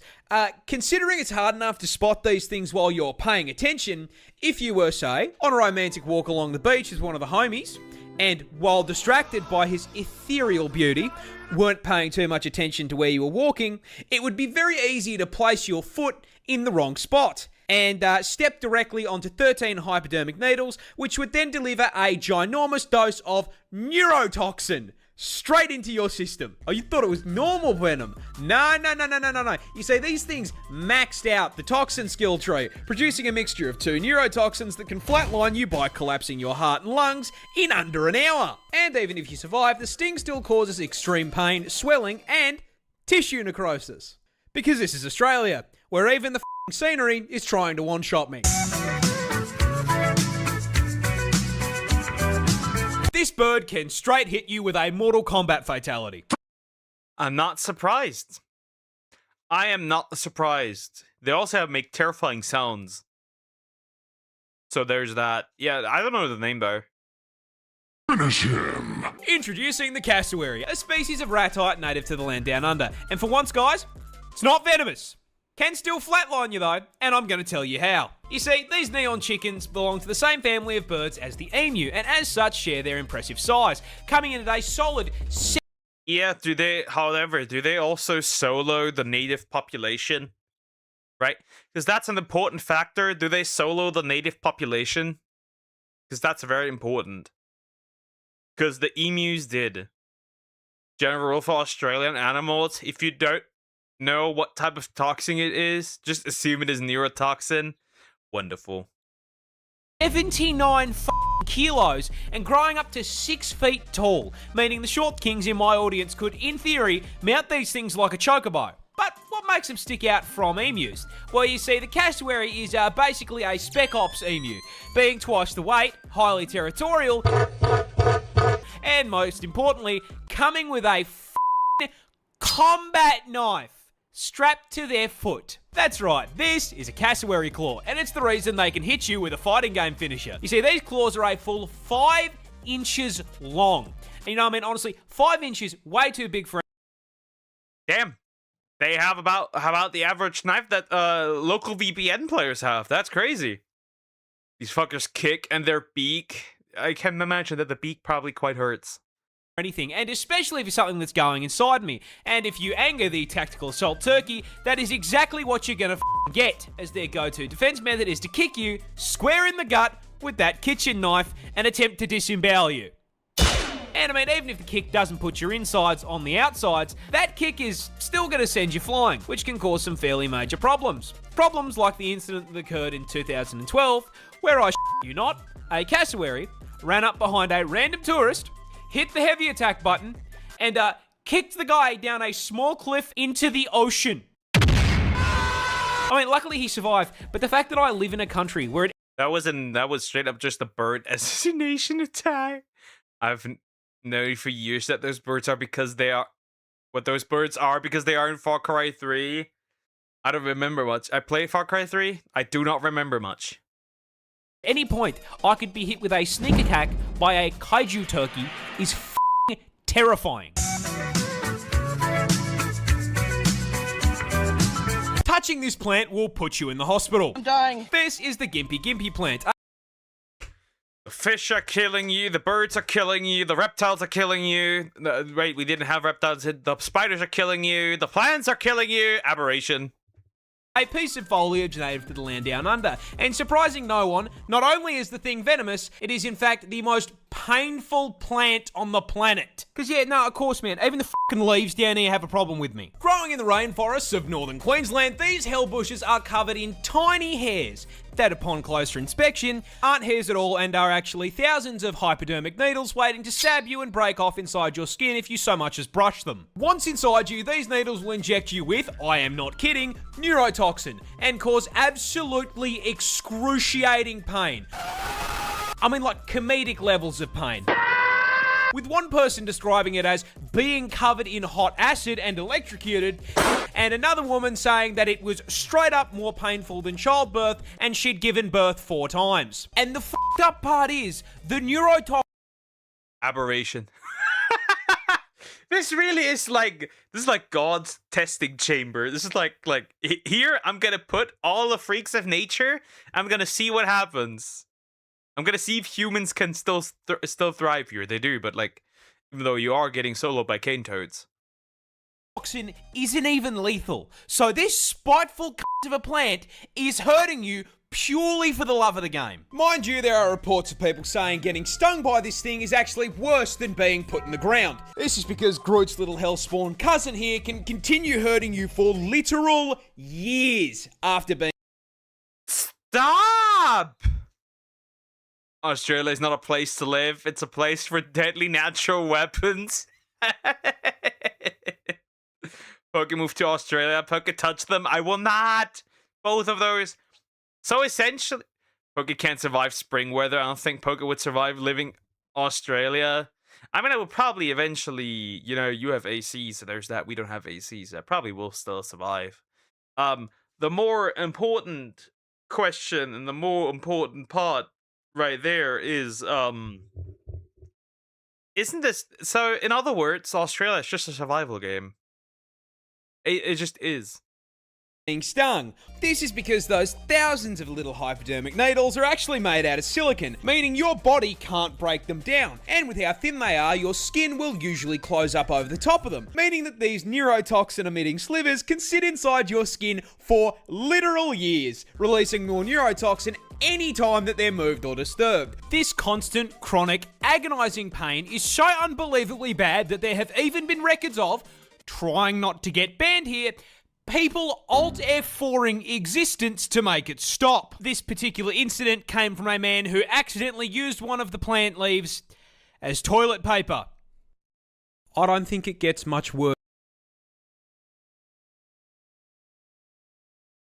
Ow! Ow! Oh! Ooh! Ow!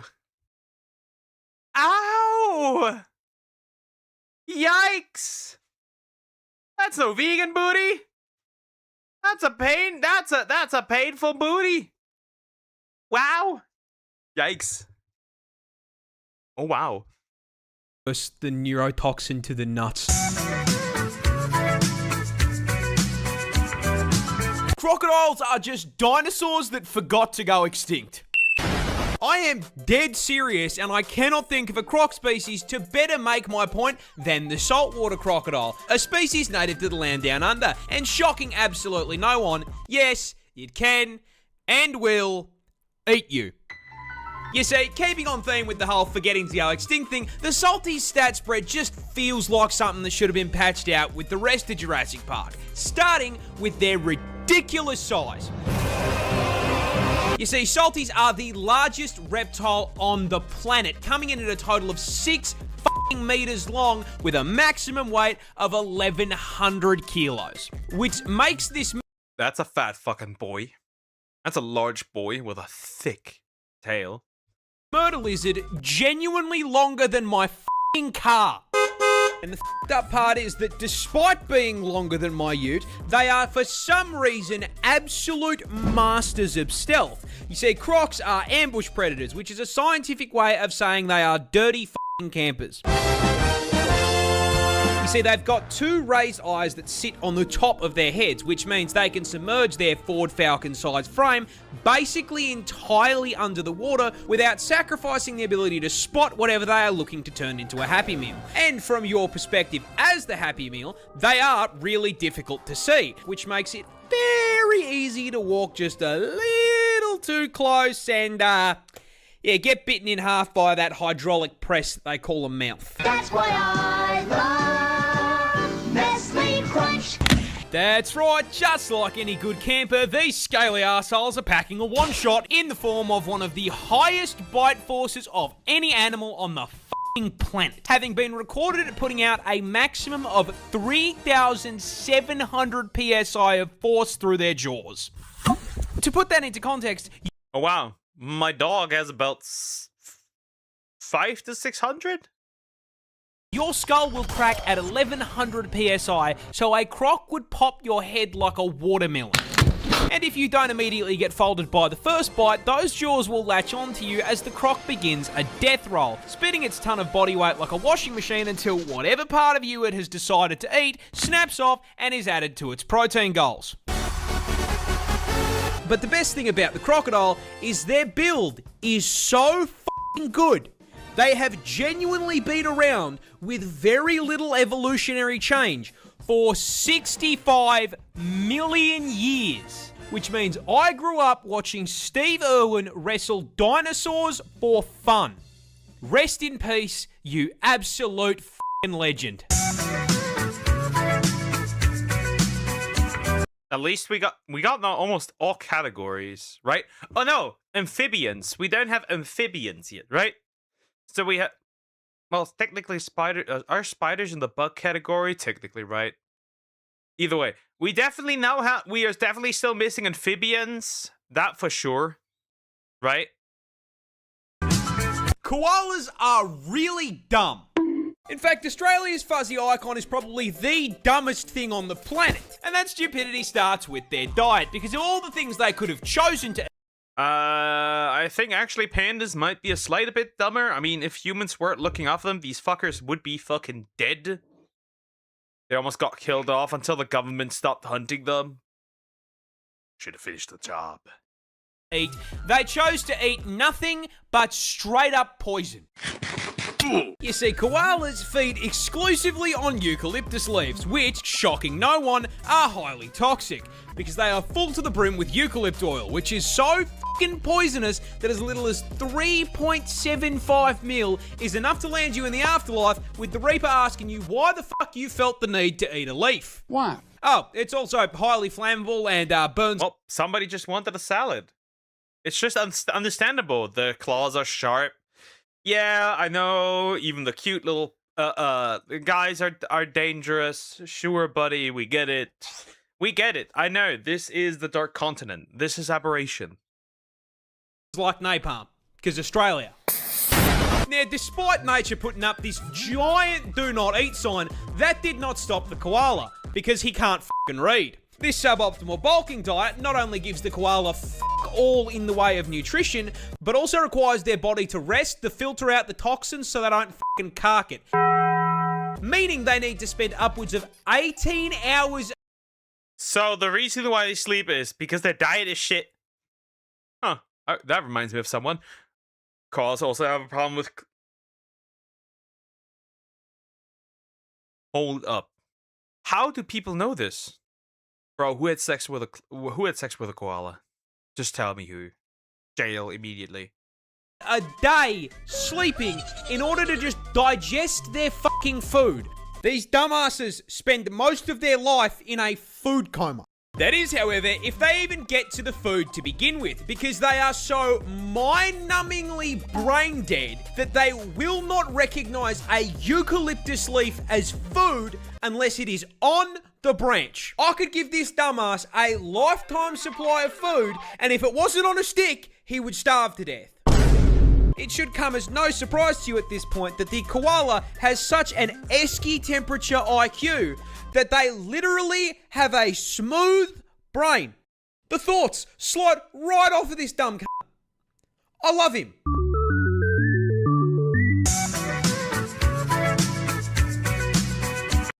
So they're really just dumb. That's all there is to it. They're stupid. Alright, they are stupid. Understandable. This wasp is basically a xenomorph. Introducing the tarantula hawk wasp, possibly one of the most nightmare-inducing insects on the planet. And the reason it's such a threat to your mental health is because its hunting and reproduction strategy is ripped straight from Ellen Ripley's autobiography.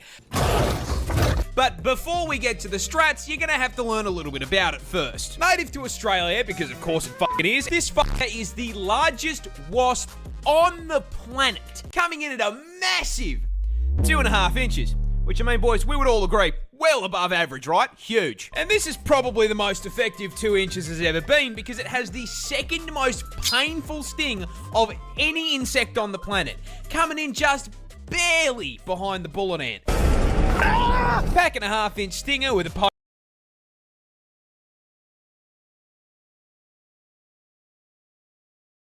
Why would you even want to Anyway. People just want to die, huh? Koalas basically poke off the shiny hunting, except I don't sleep. venom that has been described as blinding, debilitating, and electric. Now, the size and poison aren't just for nothing, because as the name tarantula hawk wasp suggests, they are purpose-built, genetically perfect killing machines designed specifically to violate spiders, making Australia basically an all-you-can-eat buffet for them. But they don't just execute the spiders. No, that'd be too normal. Hawk wasps use spiders to reproduce in one of the most horrific ways possible. And that all starts with a female hawk wasp hunting down a tarantula. As the buff bulking spider takes a wrong turn down a dark alley, the hawk wasp, noticing the 8 sets of TNs on his feet, proceeds to fucking jump him, flying down from above to land a sting into the spider's abdomen, instantly and permanently paralyzing it. The Bug Harbor Butcher then proceeds to drag the still completely conscious and aware spider into an isolated kill room, which is where the fucked up part really begins. Because our wasp isn't hungry, it's pregnant, and proceeds to lay its egg. Oh no. Oh fuck. Aberration. It's getting even closer. Now it can make the Reaper comparison. This thing's just a Reaper queen. Oh wow, it's impregnate, bug pregnant, whatever you want to call it. Bepregnating, whatever. S-pregnating. Egg on the paralyzed spider's abdomen. After about 3 to 4 days, that egg hatches into a larvae. A very, very hungry larvae. Fortunately, there's a whole bunch of fresh fruit right here underneath them. That food being the still paralysed, still very conscious and aware spider. The larvae burrows into the spider's abdomen and gets to work converting it into a KFC family bucket, consuming it from the inside out, purposely avoiding vital organs to keep the food nice and fresh. After it's done consuming a living being, the larvae breaks forth from the demolished corpse like a fucking chestburster and fucks off to continue the generational arachnid violation. Anywho, good luck getting any sleep tonight.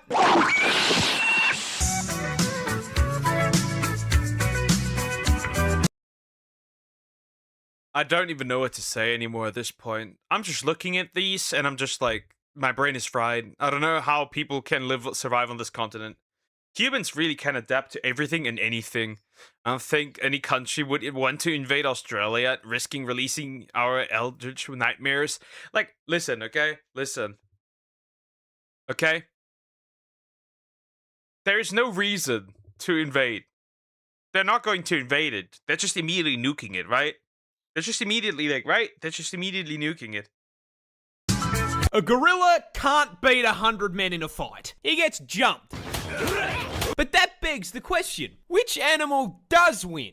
And the answer, stepping into the ring at 5 meters long and weighing in at a genuinely frightening 4,500 kilos, I present to you... Honestly, this does not surprise me. I mean, we have seen the numbers of hippos fucking obliterating things, so this is not really that surprising, is it? I'm not surprised. The hippopotamus! Yeah, look, a hippo causing a 100-long line at the gates of heaven after a fight is honestly pretty plausible. You see, despite the fantastic PR work Moodang has done for the hippopotamus community... doesn't change the fact that Moto here is a sentient... But is Moodang even the same species? Because I know there's significantly smaller species than whatever these deranged motherfuckers are. Anyway, it's also shocking that I see Chibi here. Wonderful. Ford F-150, the temperament of a fucking serial killer who can win this fight for one very specific reason. You can't fucking hurt it. Yeah! You say the hippopotamus is possibly the tankiest land animal on the fucking planet, packing an unbelievably thick 2-inch hide. Now look, we all know 2 inches is a lot, especially in the sheets, but in the streets of the African savannah, this makes them practically Don't believe me? Here is a hippopotamus walking away from 10 lions trying to convert it into a family meal. Notice how the hippopotamus does not give a single fuck. If Mufasa and his extended family can't hurt it, neither can you. However, don't let the fact that it's walking away fool you here. The hippopotamus... Honestly, I've seen the video of essentially hippos murdering crocodiles.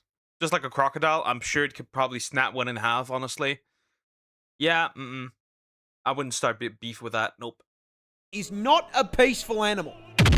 They are, in fact, violent, psychopathic, 4.5-ton thundercats that can and will bite you in half.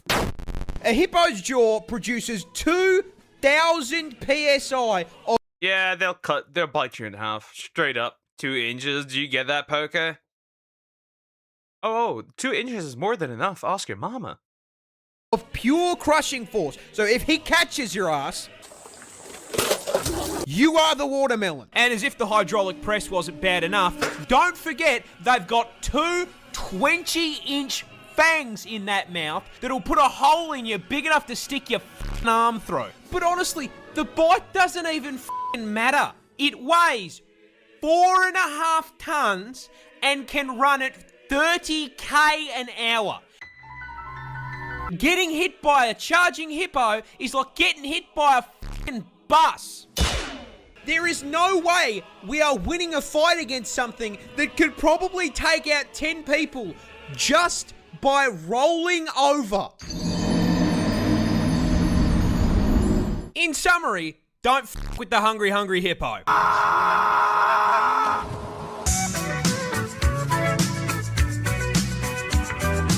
Komodo dragons are horror villains.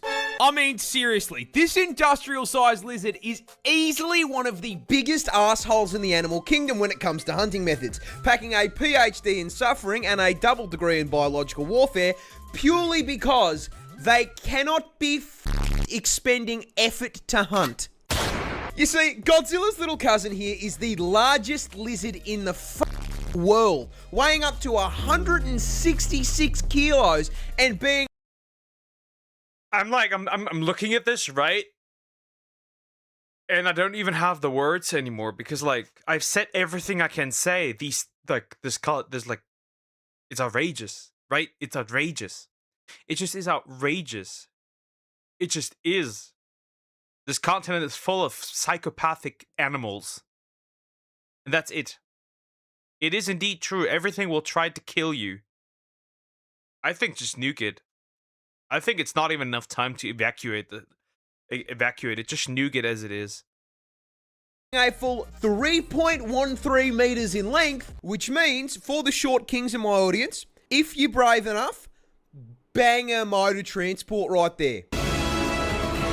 Now, being the reptile equivalent of a Cadillac Escalade means that the Komodo dragon needs to consume a lot of calories to keep that bulk going. However, rather than using that bulk to proactively chase down and body slam its prey, they can take down prey 3 times their size because, as if being a reptilian tank was not enough, they are also venomous. And this isn't just your run-of-the-mill snake venom that, gives you a nice quick 15-minute death. No. A Komodo hunt starts with it running up to its prey and giving it a nice big chomp on the leg, injecting it with hemorrhagic venom. After biting, the Komodo dragon off and just sits there watching. The confused and bewildered animal runs off into the forest, leaking blood, allowing that Komodo dragon to track it like a DoorDash order. A week goes by, and that bite wound isn't closing because hemorrhagic venom prevents blood clots.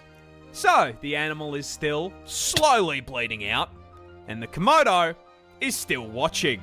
More time passes. That bite wound gets infected because Komodos are carrion feeders, meaning that the inside of their mouth is full of enough rotting flesh and bacteria to give Asmongold a run for his money. The infection... Yum, rotten gums. Yeah, it's like crazy, right? This man, right? Our favorite Roach King drank water, and what he tasted was not that the water tasted bad. He tasted like his own mouth. And that was it. Wonderful, isn't it? You should see our magpies. Oh, God, they're also terrible. Horrible. Wow. Scarlet Rot. Elden Ring reference. I get that one. Yeah, Australia. And don't give a fuck about these deadly animals, but we all fear the magpies. What the? Begins to drain the animal's strength, and the Komodo is still watching. Another week passes. The infection has spread, and the flesh has begun to rot. And you best believe that ass lizard is still there watching like he's waiting for his meal to heat up in the microwave. Once the bleeding, disease-ridden animal becomes too exhausted to move on its own and collapses, the Komodo strolls over and eats it alive, shredding it into chunks if it's larger, or if it's small enough, swallowing it whole as it screams on the way down. Even for me, man, that's fucked. This is the deadliest snake in the world. Of course, snakes. Of course, snakes. Why is it not snakes? It's always snakes. It's always the damn snakes. It's always snakes. Every single damn time it is snakes. World. Introducing the inland taipan, and being the deadliest venom noodle in the world, I will give you exactly one guess as to where it's found. It's Australia, of course it's fucking Australia. Be so serious here. Where the else did you think you were going to find it? Canada? More specifically, as the name suggests, the taipan is found inland in the outback. Luckily, extremely far from civilization, because this homicidal hospital hose is the definition of size doesn't matter, because despite having extremely small fangs for a venomous snake, coming in at only 6.2 millimeters, the taipan is here to show you that you absolutely fucking can feel less than an inch, because those fangs contain the statistically deadliest snake venom on. Okay, let me guess. Neurotoxin. Let me guess. So no ropes. Wonderful. The fucking planet. Yeah, taipan venom is a pina colada of pain, containing, but not limited to, hemotoxins to cause blood clots, myotoxins for paralysis and necrosis, nephrotoxins to shut down your kidneys, and 3 different kinds of neurotoxin. Needless to say, What is this? The toxin stats are put up to the fucking max. Max stat toxin.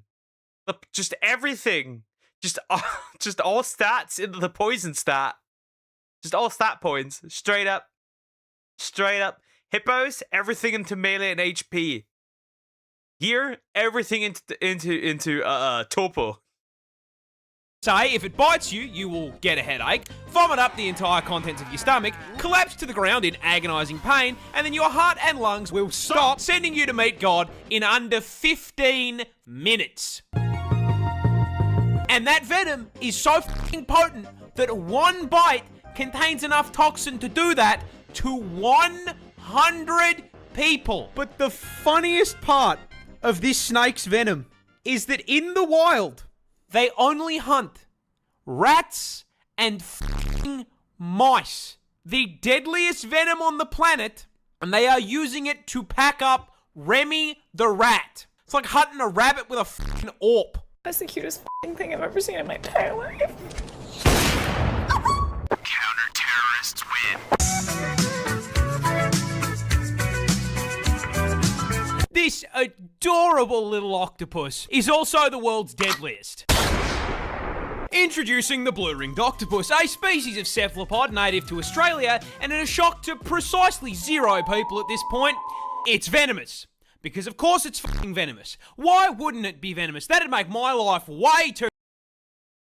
God was playing D&D while making these...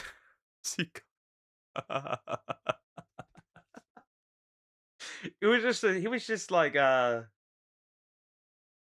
what, I don't know, bro was cooking. Bro was just cooking, right? It's just outrageous.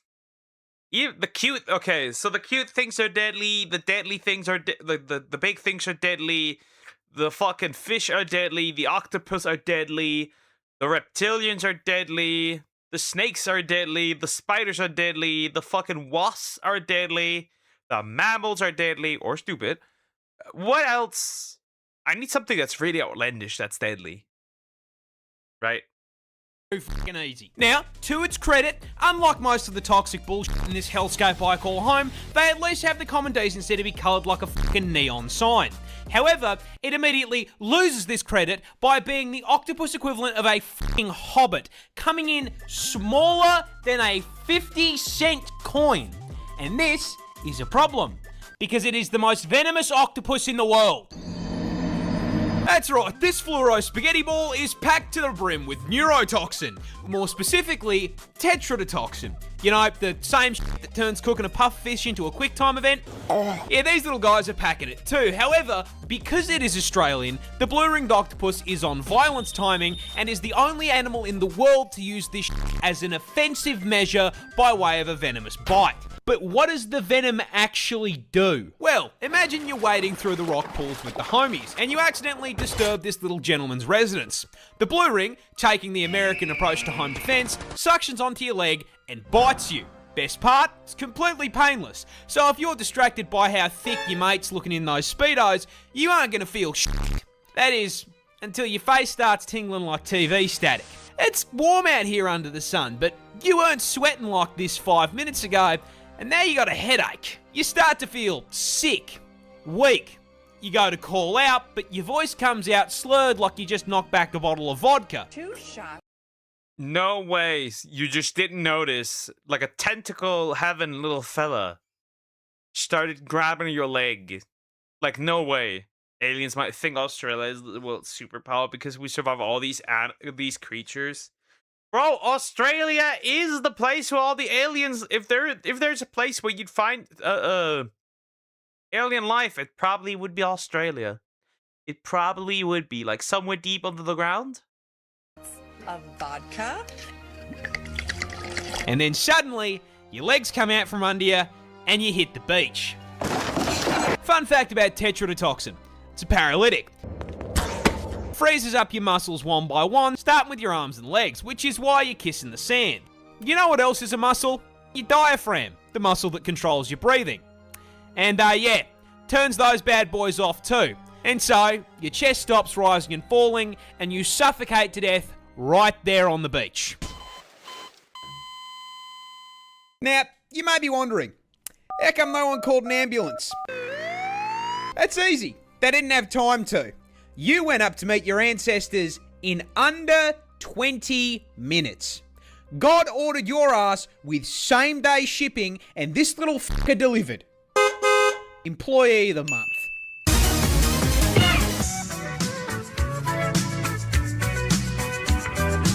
This shrimp can cause explosion. That one I know. That's the isn't that the mantis shrimp? I'm pretty sure that is. Anyway, I'm pretty sure I know this one. Pretty sure I know this one. Something like that. Was it that? I don't know. However, yeah, this is a menace. I've seen this man crack open very hard other animals. It's kind of interesting. My main goal is to blow up. Introducing the mantis shrimp, native to the West Indo-Pacific Ocean and possibly the coolest crustacean under the sea, because this fluorescent armored sausage is actually a voracious, bloodthirsty predator rocking enough surveillance equipment to scare the CIA with a weapon powerful enough to surpass Metal Gear. See, the mantis shrimp is a highly effective predator, and they find and track their prey with easily the most advanced set of eyes on the fucking planet. First off, each of these eye stalks can rotate independently like a periscope, giving them a full 360 degrees of vision. However, what are we doing? What are we doing? Stop. More importantly, they can see colours we can't. You see, the mantis shrimp's eyes contain a full 15 photoreceptor cones compared to our 3. Which is a fancy way of saying they can see in 16K HDR with ray tracing enabled at 500 render distance. Oh my piece. Now, not only is the visual clarity unmatched, they can also see into the infrared and ultraviolet light spectrums. And despite all of this, they still can't find who asked. So they can see the cum stains you leave behind, you degenerates. So yeah, you might be this. If you own a mantis shrimp, you might be disappointing your mantis shrimp. What they can, however, find is their next meal. The mantis shrimp subsists on a diet of fish, worms, squidward, and, most importantly, Mr. Krabs. Now, crabs famously exist inside of a defensive shell. So, how does this polite little gentleman break into the shell? Simple. He throws hands. That's right, weighing in at only 90 grams and 38 centimeters in length, the mantis shrimp has a punch that produces 15,000 newtons of force. That is 176 newtons per gram. So if a human was capable of that same kind of force, a right hook from someone who weighs 80 kilo would be like getting hit in the face with 6 sticks of dynamite. Now, to produce that force, its claw needs to be moving at 83 kilometers an hour, which is so fast it creates a vacuum in the water called a cavitation bubble, which then immediately collapses at such a speed it creates a miniature explosion that flashbangs the target and reaches a temperature hotter than the surface of the sun. What is there even still to say? What is there even still to say? How? How? What? Bro, that's crazy. Are you scared, Poke? Yeah, the first thing I do if I ever get into politics, yeah, I'm nuking your content. I don't care who's on there. You're all dying. I don't care, bro. Bro, what the fuck? One Punch Man. One Punch Shrimp. Mr. Krabs is getting f***ing disintegrated. Money, money, money.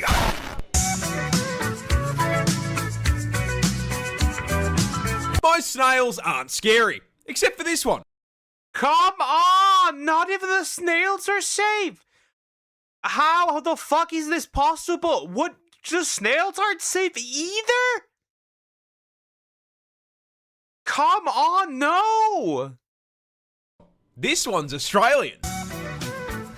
Introducing the cone snail, an aquatic mollusk native to the land down under. And as seems to be the requirement when sharing your postcode with a kangaroo, you guessed it, it can quite easily cause your neck snap to be in a coffin.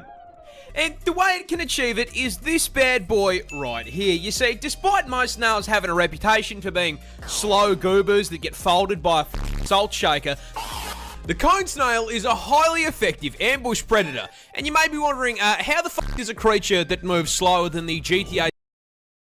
Ambush predator? Ambush predator. Ambush. Ambush. How? How? The radiation will make us stronger, so it would say. How? How? They must. What? 6 development cycle, hunt anything. Well, that's simple. It has a grappling hook.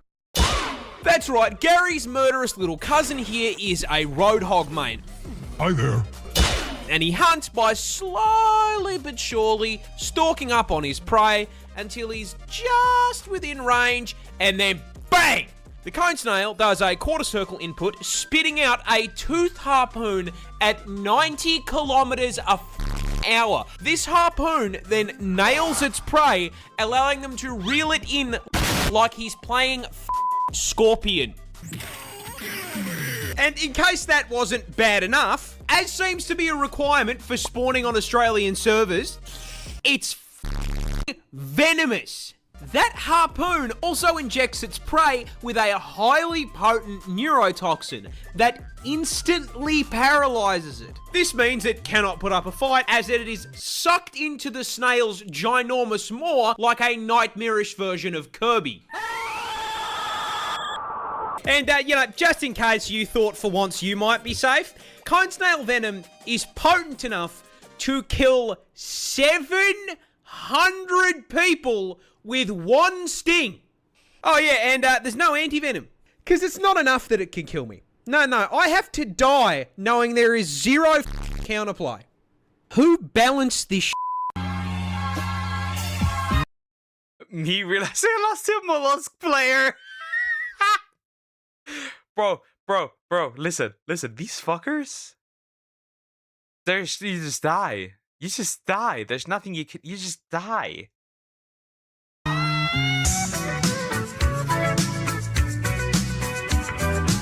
If you see this thing T-pose, run! Introducing the anteater, a goofy little creature native to Brazil and to... No, this can't be, right?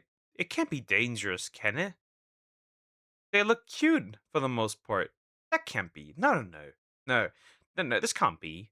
To understand why the absolute stance on this bad boy is a threat to your health, you're going to have to understand a little about his lifestyle first. Now listen, I know this may come as a shock to you, but the anteater eats ants. And weighing in at 40 kilos and 1.8 meters in length, he needs to consume upwards of 40,000 ants per day. Now, in order to help him hit his bulking goals, the anteater has a mystery mouse tool stored inside that XL sniffer. A 60 centimeter long tongue. designed to snake its way down an ant colony's tunnel network, smash into their living room, and abduct the entire cast of Bug's Life and convert them into a high-calorie meal. However, what that tongue do only goes so far, as an ant colony can extend up to 4 meters underground, and termites live in high-rises, which means our boy here is going to have to do a little excavation to get to the goods. But last I checked, an anteater can't go down to Bunnings and buy a shovel. So how does he dig?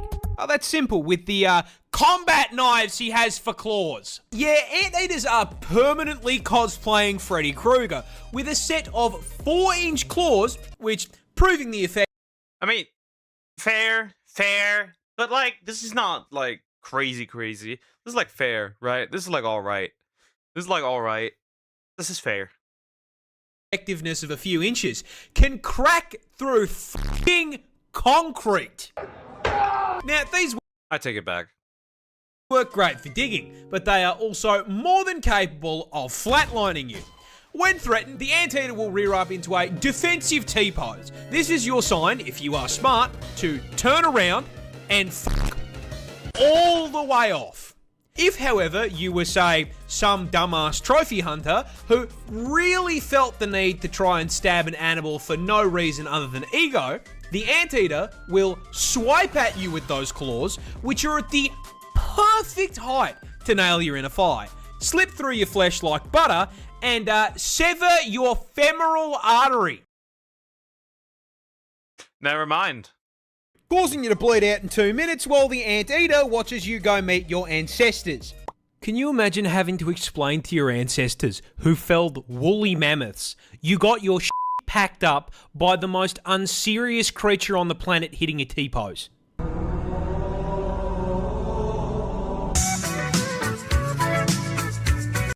I think getting folded by a fucking snail is probably worse, honestly. I feel like getting folded by a snail is probably worse. Yeah, probably worse still. Australia's scariest spider is hiding a deep secret. But what is it? Well, introducing the huntsman, native to the land down under, and the #1 cause of tourists absolutely shitting themselves on camera. And look, in defense of said tourists, I will be the first to admit, yeah, this looks scarier than a f***ing job application. Those gangly ass legs and the hair make him look like Slender Man's testicle. Now, as if having a negative charisma stat wasn't bad enough, I regret to inform you that the huntsman spider grows up to 30 f***ing centimeters in size. Yeah, I'm nuking this continent. Isn't nature beautiful, Poke? I'm nuking this shit. I'm nuking this continent. I am fucking nuking this continent. I am nuking it. I will do anything in my power to nuke this continent, no matter what. I'm sorry. I'm sorry for anyone that's on there. I'm sorry for Deer. I'm sorry for Judah. I'm sorry for Shurking, but I'm nuking this. That can't go on. Stop. Making it the largest spider on the planet by leg span, and legally allowing Subway to market him as a foot long. Now, being the spider equivalent of a Ford F-150, you'd think he'd have the common decency to be slow, you know, tank build. Unfortunately, the huntsman is f***ing turbocharged.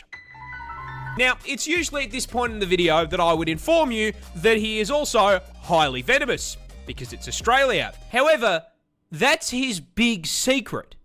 The huntsman is a big sweetheart. You see, despite looking like an SCP, huntsmen are incredibly timid, and on the rare occasion they do bite, their venom is harmless. In fact, seeing one of these bad boys in your house is a blessing in disguise, because if you see a huntsman in your home, I guarantee you won't see any annoying ass flies or mosquitoes, because he's eaten them. You see, he understands he's big enough that he should be paying rent, and so he contributes to the household in pest control. I personally have had one of these bad boys as an 8-legged roommate, and I can tell you, they're pretty good company. Ooh. Except for the part... Ooh. At least so. At least, right? Oh no, at least, you know. They're not that bad. They're like pest control essentially. But we'll see after this next point. Would you reconsider nuking my country if we gave you chicken salt? Nah, you gotta go. You need to go. You guys need to go. You probably are also deadly. Humans there are probably also deadly. Where they cause car crashes. Yeah, you see, huntsmen like to hide in tight spaces and cracks, and they do it by flattening out their body to fit into the gap. Now, in the house, that usually means you'll just... I like also hiding something where it's tight. Moving on. Find them behind a painting, but when you're flying down the highway at 110k an hour and decide to flip down the sun visor because God is trying to flashbang you, yeah, they like to sleep in there and you've just dropped one into your lap. Now, whatever you do, don't panic or you're going to crash the...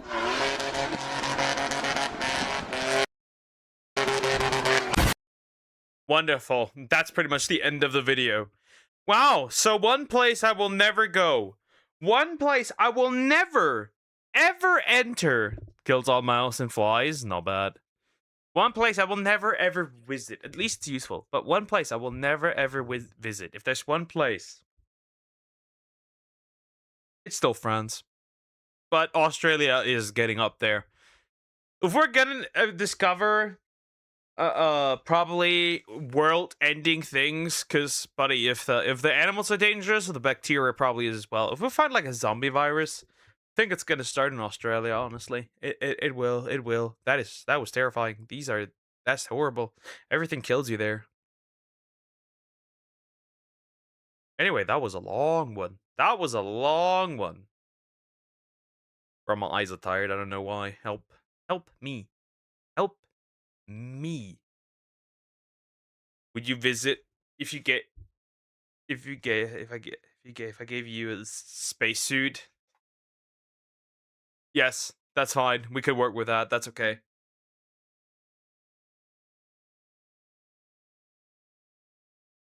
That's okay. That's okay. We can work on that. That's okay. That was a fun video though. That was a nice video though. That was nice. All right. Hold up, I need to swap out the headphones because they're getting empty. These bitches be getting empty. You know what? Let's look at this one. Let's look at this one. Right? Look at this one. Is the Joe recommended that, so we'll see what that is. Also, let me remove all the videos that I've watched so far again, because that is important. So I keep track of everything. There's that. So I keep track of everything. My video, unfortunately, long. Yep. I'll do that next time. Got to go. Got an exam tomorrow morning. So, until we meet again. Meme. Take care, Judah. Bye-bye. Anyway, we're looking at this now.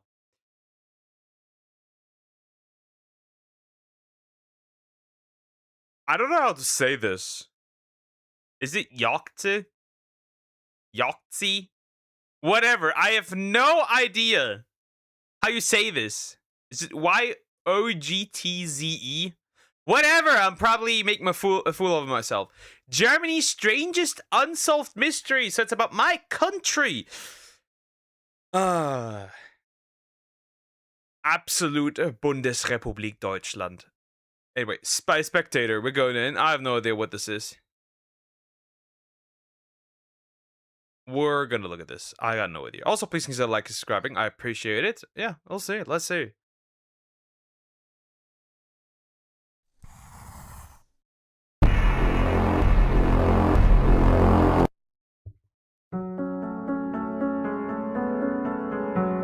On the You may find disturbing. That's not good. Chat, this not be good. Hopefully, it's not a crocodile case, right? A Peter. Peter. night of October the 25th, 1984, Gunther Stoll, a 34-year-old unemployed... Günther! Günther Stoll. Or Stoll. Probably Stoll. Unemployed. Food engineer. 34 years old. Ugly as shit. food engineer from Arnshausen in West Germany was quietly sitting in his chair at home when out of the blue, he rose to his feet and proclaimed, Jetzt gib mir ein Licht auf. He quickly grabbed the nearest piece of paper and scribbled down a 6-character word, Yogsi, before he immediately crossed it out in a blind panic and left. Stahl's wife watched on as he shut the front door behind him, got in his car and drove away into the darkness at 11 p.m. This hadn't been the first time Stahl's wife had witnessed strange behaviour from her husband, who had been suffering in recent times from a moderate case of paranoia. He had occasionally been warning her of them, an unknown and unspecified amount of people who he claimed were out to harm him and wanted him dead. But it's unclear whether or not she believed this to be true, or if she put it down to Stahl's mental state. So bro wrote this down, ran somewhere, and that's it. Crossed it out and went somewhere. That's it. Interesting. Huh. Maybe Delulu? Whilst his wife sat at home perplexed by the meaning of this mysterious new note, Stahl had driven to his nearby favourite pub in Wilnsdorf, where he would order a beer and sit at the bar. After taking merely one sip of the drink, Stahl fell to the floor in a heap, landing on his face and injuring himself. Witnesses at the pub later insisted that Stahl was in no way intoxicated or drunk, but that he seemed to suddenly lose consciousness after looking distressed and anxious. In a dazed state, Stahl slowly picked himself up off the floor before leaving the pub alone, getting back into his car and driving off once more. Maybe mental illness? Right? That could be. Maybe some sickness. You know, something going on wrong in the brain? Interesting. Approximately 2 hours later, at about 1 a.m, Stahl had stopped by the nearby town of Hagelsilbach, where he grew up, and turned up to the house of an elderly woman whom he knew from his childhood. Refusing to open the door to him and demanding he go home, the woman claimed that Stahl was worried for his safety, claiming that horrible incidents would take place tonight. Stahl would soon leave as requested, but his last reported words would soon become much more than just paranoid speculation. Interesting. Just more than paranoid speculation. Maybe he's Sudoku and acted like this. Or that. Interesting. Yeah, it's weird. Okay, it's weird. Interesting. Horrible events will unfold.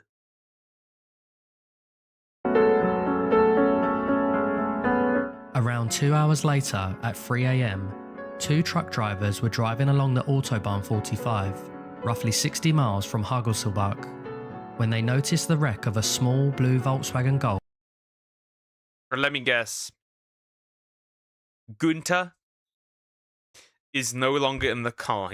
They cannot find him. Or is that what it is? Probably. He's probably gone. He's probably not in the car. Collapsed in a trench on the side of the road. As they parked their vehicles onto the hard shoulder, both men claimed they saw a person in a white jacket with what appeared to be blood on his arm, limping around the Volkswagen before quickly losing sight, never to be seen again. As one driver raced for the roadside emergency phone, the other ran to the vehicle and inspected inside. What he found was Stahl sprawled out in the passenger seat, lying naked and clinging on for life with various injuries. Interesting. Huh. Got he into some trouble? Maybe he got into some trouble. That could be. That could be. Maybe some debt. Maybe, I don't know, interesting. But why naked? Why butt naked? It's reported that one of Stahl's arms was so badly injured that it was practically amputated. As the truck driver came to his aid, Stahl found the strength to speak, explaining that there had been 4 other male passengers in the car with him just moments earlier who had fled the scene, insisting that none of them were his friends. An ambulance would soon arrive to treat Stoll for his numerous injuries, yet despite their best efforts, he would unfortunately die on the way to the hospital. Interesting. So, obviously there's multiple options, right? This was actually just random, right? Could have been. But then again, he said that horrible things would happen, so maybe not. Or he got into trouble, right? Or he just straight up got into trouble and that's it. Right? And they took him out. And that's it. And then fled. And that's all. Right? Those are the two options. And in doing so, had created one of Germany's greatest ever unsolved mysteries.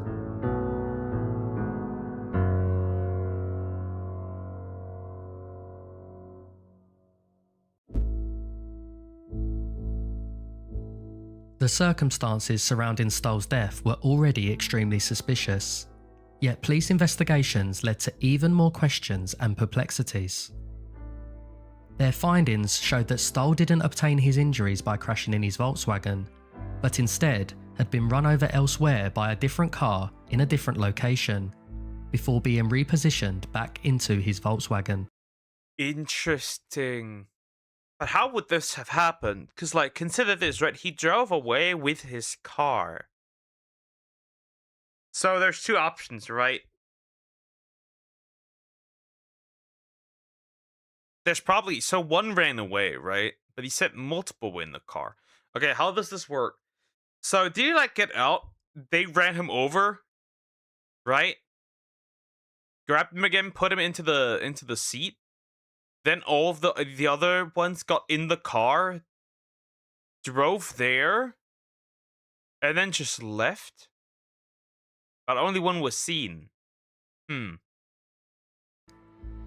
His car keys were found on the rear shelf of the car. His shoes were in the footwell of the driver's seat, but it's unclear why he was naked or what had even happened to his clothing. Other drivers who came forward claimed to have seen a hitchhiker trying to obtain a lift from cars turning off near the Hagensud exit, close to where Stoll's car was found. The whereabouts of this man remains unknown, as does that of the man in the white jacket and the alleged 4 men in the Volkswagen. Many theories on what happened to... Well, probably one of these two, either both, or one of these is probably part of the 4 men, right? That's it. Kinks, probably. Of course, this could have been, yeah. That could be an option, right? They probably, well, we've seen Mafia also do horrible things, right? Shoving something up someone's booty until it eventually just, like, you know, we did that before. Stoll during the night of the 25th of October have been widely debated, and speculations continue on whether the mysterious note left behind just hours earlier has any significance to solving the case. The only thing that police seem to be certain on is that Gunther was hit by another vehicle whilst he was naked, leaving potentially 3 main possibilities on the cause of his death. Okay. Mexican cartel. That wasn't Mexican, that was in the US, that much I remember. Headless hanging. Yeah, that one. That one's also an option. So they probably... 2 options. They got into the car, right? He stopped, they got into the car, moved him over, right? They undressed... Either they pulled him out, probably. They undressed him, they let him run away, naked. And then just drove after him, running him over, then putting him in his own car, and there's that. Right? The first is that Stoll was murdered and placed back into his car to stage the scene as an accident, either by the 4 men he claimed were in the vehicle with him, or by somebody else. The fact that Stoll had previously spoken about them trying to murder him in the days leading up to his death gives credence to this theory, and suggests that he really did have reason to believe his life was in danger, and it wasn't just paranoid schizophrenia. The second is that he was involved in some sort of accident, possibly a hit and run whilst on the motorway. Perhaps he initially crashed his car into the roadside, got out to look for help, and stumbled onto oncoming traffic. With the driver, plus potentially 3 other passengers, perhaps worried that they may be charged for the accidental manslaughter of Stoll, they quickly carried his body back into his car to make it look as though his injuries were obtained from the initial crash. Neither theory, however, can explain for Stoll's lack of clothing during the incident. A third theory suggests that Stoll attempted to take his own life, rushing out onto the autobahn to get hit by another vehicle in a distressed state. Due to the frustrating lack of evidence on how Gunther Stoll met his unfortunate fate that night in October. Huh. I mean, interesting. I suppose that's an option, right? Him trying to take his own life, right? That is, of course, an option that we have here. The question would just be, considering how heavily hurt he was, you know, it highly is unlikely that he would have probably gotten back to the car that easily. The other question is also, where's the person that ran him over? Because they probably wouldn't just continue driving for the most part, I'm assuming. The significance of the note he left behind, hours prior to his death, have become a matter of public debate. While some believe it was the nonsensical ramblings of a man in an incoherent state, others believe it holds a vital clue into how Gunther Stoll lost his life.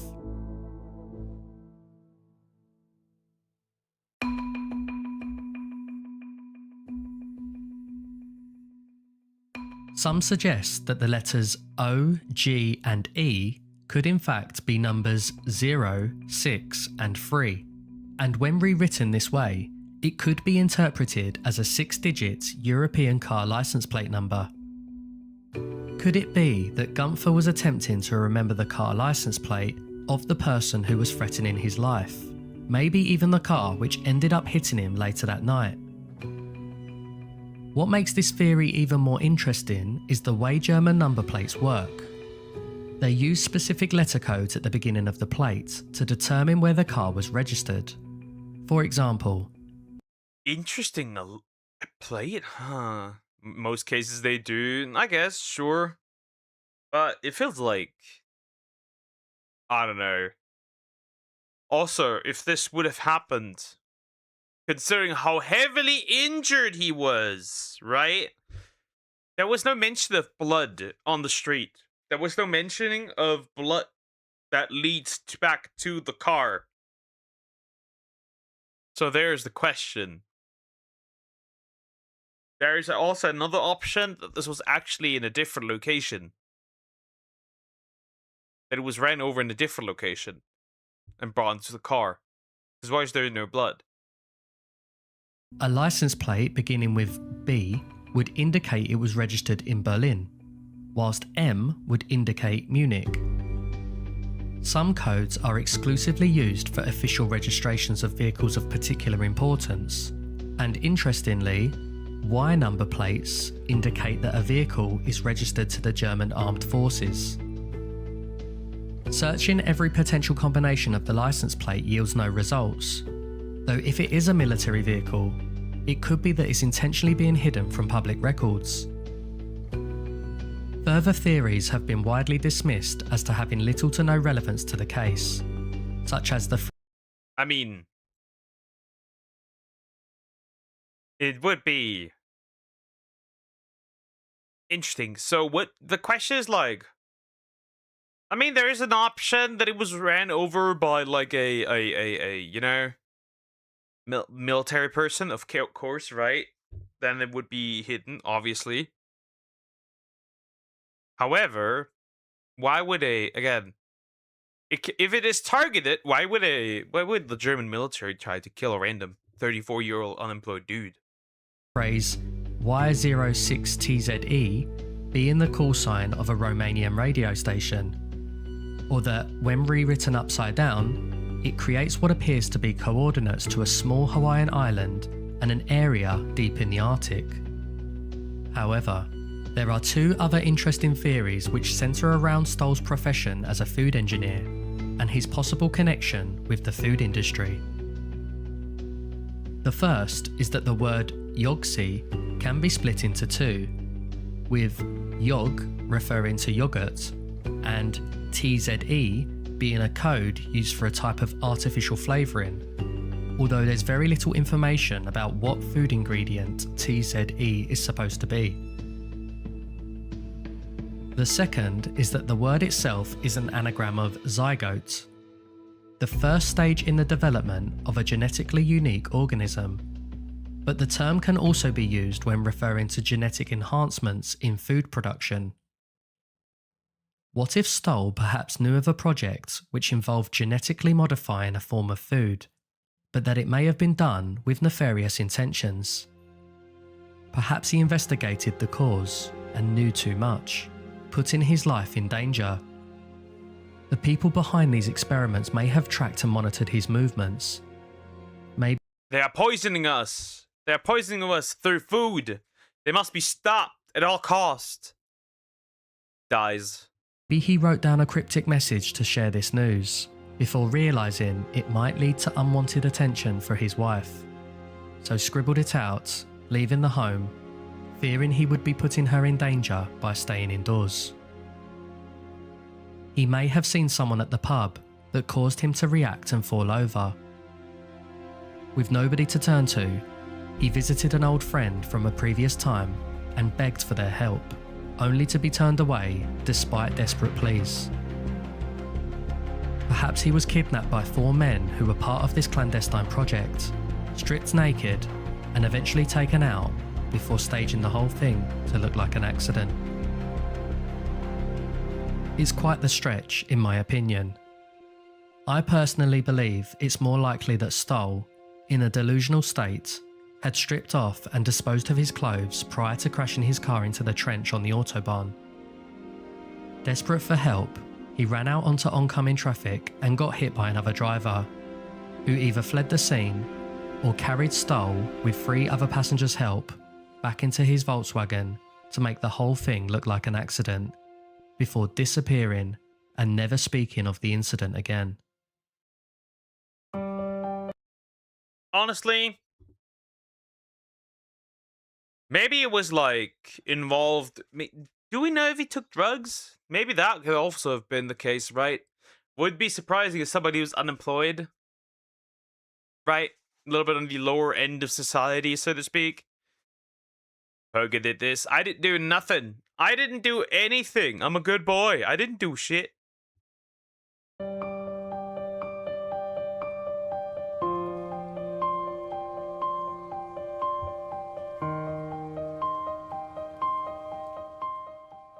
No matter what happened that night to Gunther Stoll, the case of his unfortunate death has become one of Germany's greatest mysteries, and the true meaning of Yogsi may never see the light of day.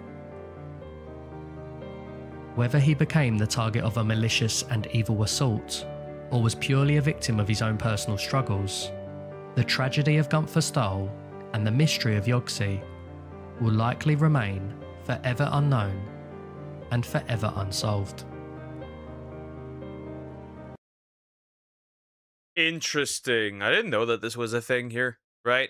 It was a government case. Interesting. That makes it just more suspicious. Whatever, but that kind of just makes it more suspicious. Interesting though. Yeah, I think, right? There might be a chance, right? That you know, in his own delusion that's happened. I also think that it might just have been a random occurrence, right? Maybe just fucking robbed him and then left him behind, and that was it. That could also have been the case, right? But that's all, really. We'll never figure it out, and we'll never know who did this. Interesting. Very interesting. Very, very interesting. Okay. Okay. Let me click on something so we can restart this. I need to eventually look at the Streamer Awards thingies as well, because that's fun. That's gonna be funny. That's gonna be very, very funny. Alrighty.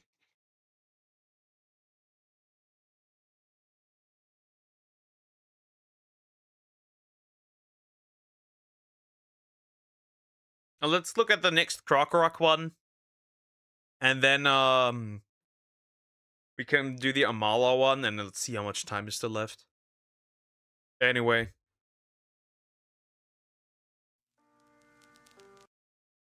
We're gonna look at this. Sounds interesting. Okay. Krokorok. Brush your tail. Stinks. Anyway. How we almost lost this masterpiece, the story of the passion of Joan of Arc. We're gonna look at that by Forgotten Real. Also, please consider liking and subscribing. I appreciate it. Thank you so much. Alright, so this is usually about movies, because it just is usually about movies, so we'll see what's going on. With this, I have no idea. Of course, I think most people know who Joan of Arc is. Right.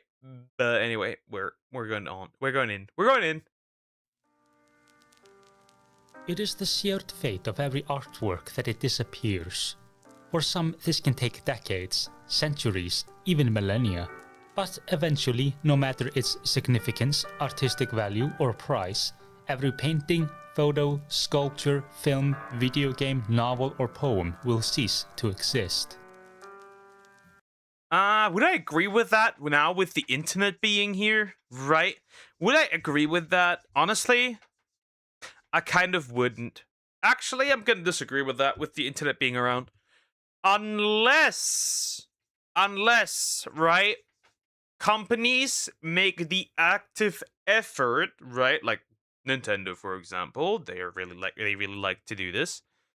Unless companies actually try to make the effort of yoinking it off the internet, it's probably gonna be hard to rid us of a lot of the more modern media. Now, older media that cannot be converted into like digital, sure, right, fair, but I think this does not count for modern media that you can now just shove in on the internet. Though some solace can be found in the idea that for a period of time, whether it be short or long, most artworks can be enjoyed. But some works are less fortunate in their lifespan, doomed to a short existence.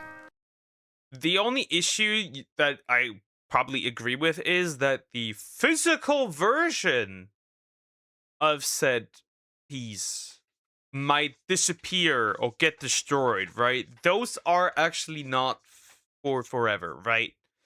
So like, right, you can now still look at the Mona Lisa. You probably cannot look at the Mona Lisa in like 200 years, but you can still see pictures of it online. Who knows, right? That might happen. You never know. And one film in particular seemed to have been relegated to a lifespan one can consider unfairly short considering its quality and impact. Carl Theodor Dreyer's 1928 masterpiece, The Passion of Joan of Arc. This is the story of how it was made, how it was lost, and how it was saved from the dustbins of history. The film's creation began with an invitation Dreyer received to make a film in France after the success of his previous outing, The Master of the House. After considering a few ideas about famous women from French history, such as a film about either Marie Antoinette or Catherine de' Medici, he settled on the story of Joan of Arc, the teenage peasant girl who claimed to have received angelic visions telling her to aid France in its battle against Britain during the 100 Years' War, who was then captured, tried for heresy and burned at the stake. Yep.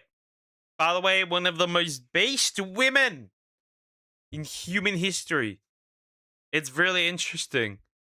It's also the perfect counter to, yeah, but Christianity didn't have any important women. It was all just men.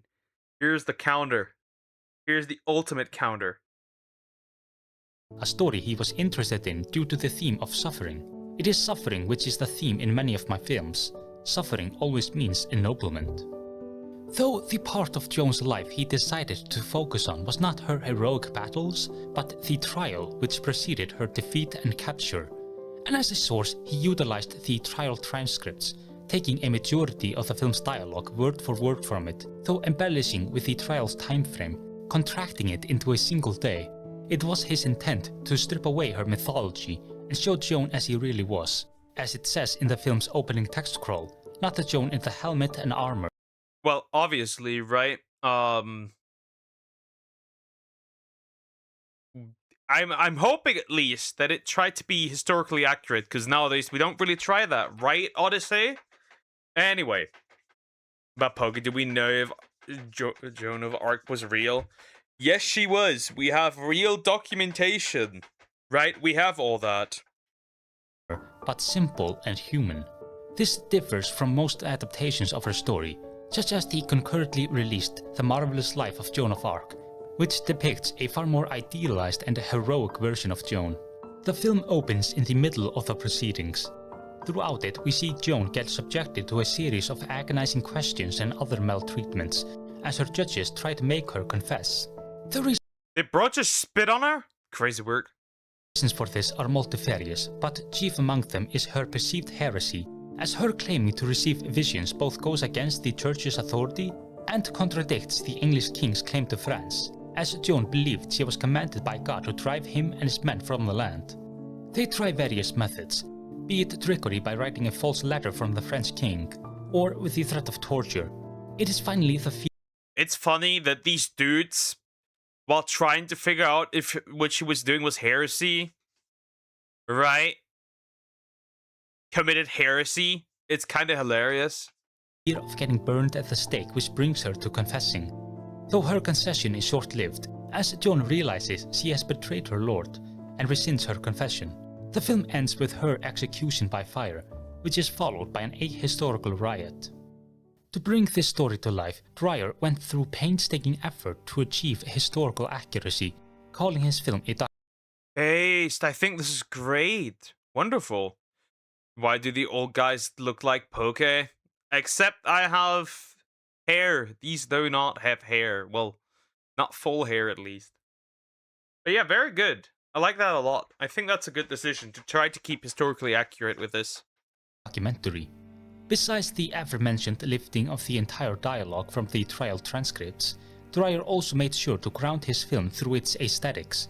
To begin with, there is not a single actor who can be said to have been prettied up or glamorized, Dreyer forbidding the use of makeup, even the simplest of powders. This is especially effective in the case of Joan's actress, Renee Jean Falconetti, who would not have looked the part of a peasant girl who had been locked up for months with the customary. Also very good. Also very good. Theodore Dreyer has the same haircut as you. But my hair's decently long again already. So that doesn't really make sense. Anyway. Very good. Honestly, yeah, makes sense, right? Why would you put makeup on a quote unquote random girl? You wouldn't. I wonder though if she was put into as a military leader, if that was shown, because she was in fact a military leader. Makeup seen in a lot of Hollywood films, giving her an appropriate plainness. Dreyer entered some excessive territory as well in his search for accuracy, such as requiring that every actor playing a monk would shave their head, even if they would be wearing a cap the entire film, or having a stand-in get cut for real in this shot. Though that pales in comparison to the costliest of his excesses, that being the construction of an entire concrete castle set, replete with 4 towers, a moat and drawbridge, chapel, along with a storage and rest area for the crew. This being done in spite of the fact that the usually tight framing allows one to see little of the gigantic set.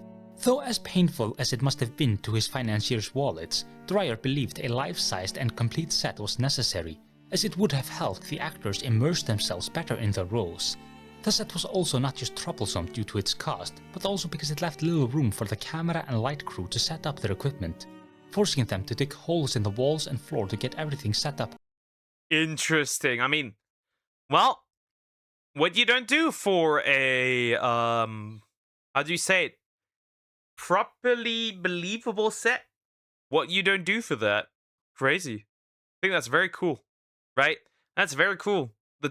See, you had to get creative with no CGI. Nowadays, right, you don't really have to do that, but back then, right, you have to get creative, right? You had to get creative. So there's that. Correctly. Though despite this strict adherence to realism, the castle set does feel somewhat anachronistic, with many unsymmetrical windows and misshapen rooftops, which may be the personal touch of production designer Herman Worm, who had worked 8 years prior on The Cabinet of Dr. Caligari, another film with very extreme and misshapen architecture. And like that film, the castle's strange design is perhaps intended to reflect how Joan sees it, her surroundings seeming distorted through her eyes, reflecting her mental state. The cinematography could similarly be said to show her perspective, both literally and emotionally. Dreyer said that the transcript informed the film's style, that he wanted to bring to life the close-quarter combat between Joan and the men judging her. The film's cinematographic style can be said to be disorienting. A majority of the shots are close-ups, especially of Joan's face, and even some of the wider frames show little. Dreyer even goes so far as to avoid the use of establishing shots as much as possible, which captures Joan's feelings of claustrophobia and isolation. The many close-ups of her clerical opponents serve a similar purpose, their leery, gleeful and often sadistic faces dominating the frame to intensify their verbal attacks against Joan and expressing the sense of being surrounded on all sides by hostility. Though what... Interesting. I guess, a lot of focus on faces then, which is interesting. Fun fact, right? Right? She did essentially, right? She is considered a French war hero, right? War heroine. Heroine? Right? She was rehabilitated, right, as well, during the 1400s, and declared a saint during the 1920s.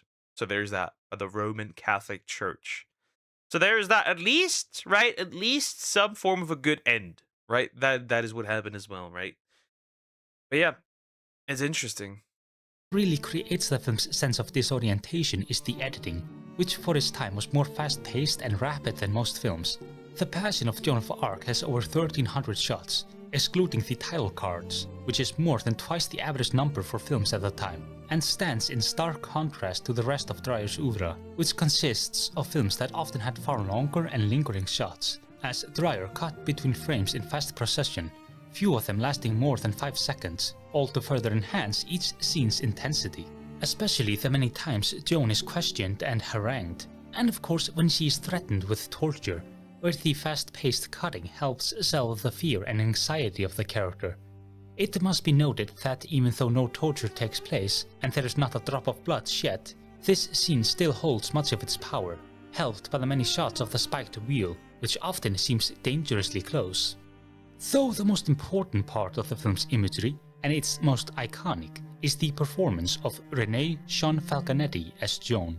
One of the main aspects of silent era films that often alienates modern day audiences is the acting, which today seems far too exaggerated, almost cartoonish in how the actors overemphasize every movement. The reason for this being that the more subtle form of... Well, because, well, that kind of makes sense, right? You don't have voice, you don't have sound to convey the story, right? You don't have that. So you gotta use the only form of language you have, which is body language, right? And of course, you're gonna use that to the fullest extent, right? So it kind of makes sense.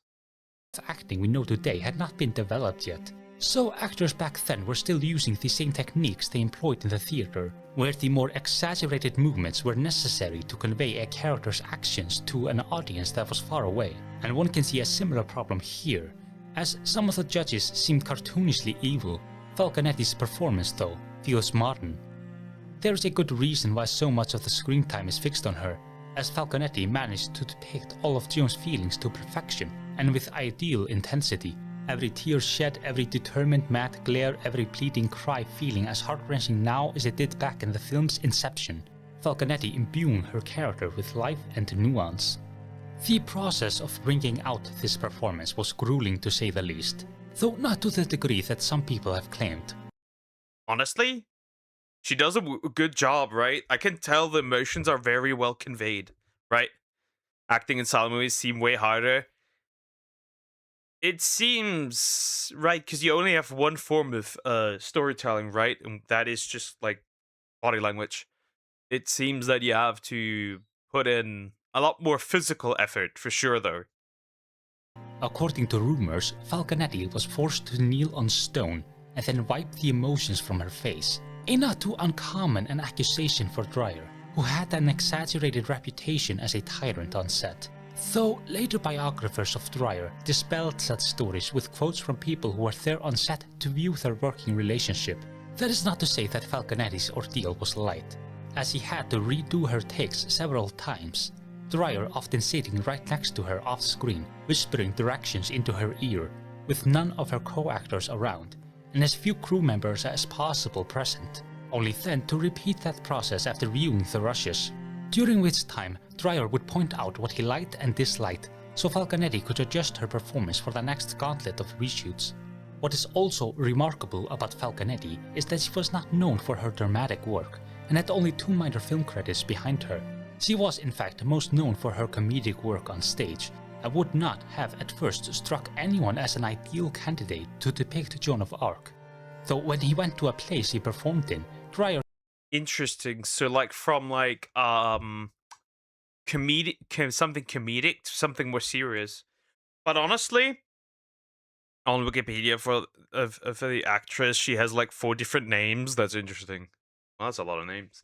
Right? But I've seen that over the years of actors that usually do more comedic stuff, slowly switching to, like, more serious movies, right? Right?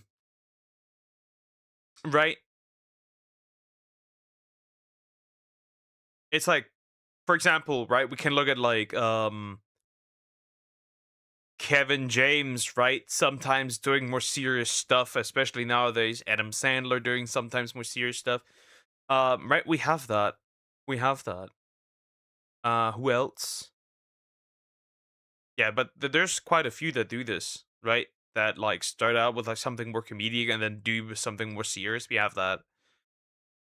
Renee Jean Falconetti, sometimes credited as Maria Falconetti, Mary Falconetti, Renee Maria Falconetti, or simply Falconetti. Interesting. did see something in her which he felt was perfect for the character.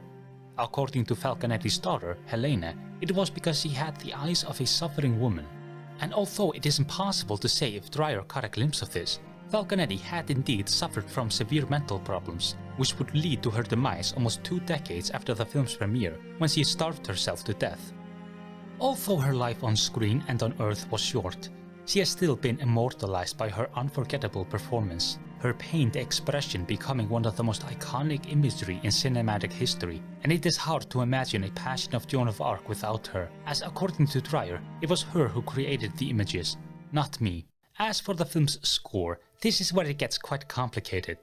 Dreyer never felt that he had found a definitive score for the film. Even the orchestral performance, played live at the film's premiere, does not hold that title, and since early on its score has been all over the place, the film receiving a different one at its Paris premiere, and was then rescored again in the 1950s for the Leduc version of the film, which we'll get to, and which Dreyer disapproved of. Due to this, it has become customary. Interesting, huh? Interesting. He switched up scores. She never acted after this, and the 2 movies she was in before this, I can't find this anywhere, so I guess. Interesting. Well, he couldn't decide.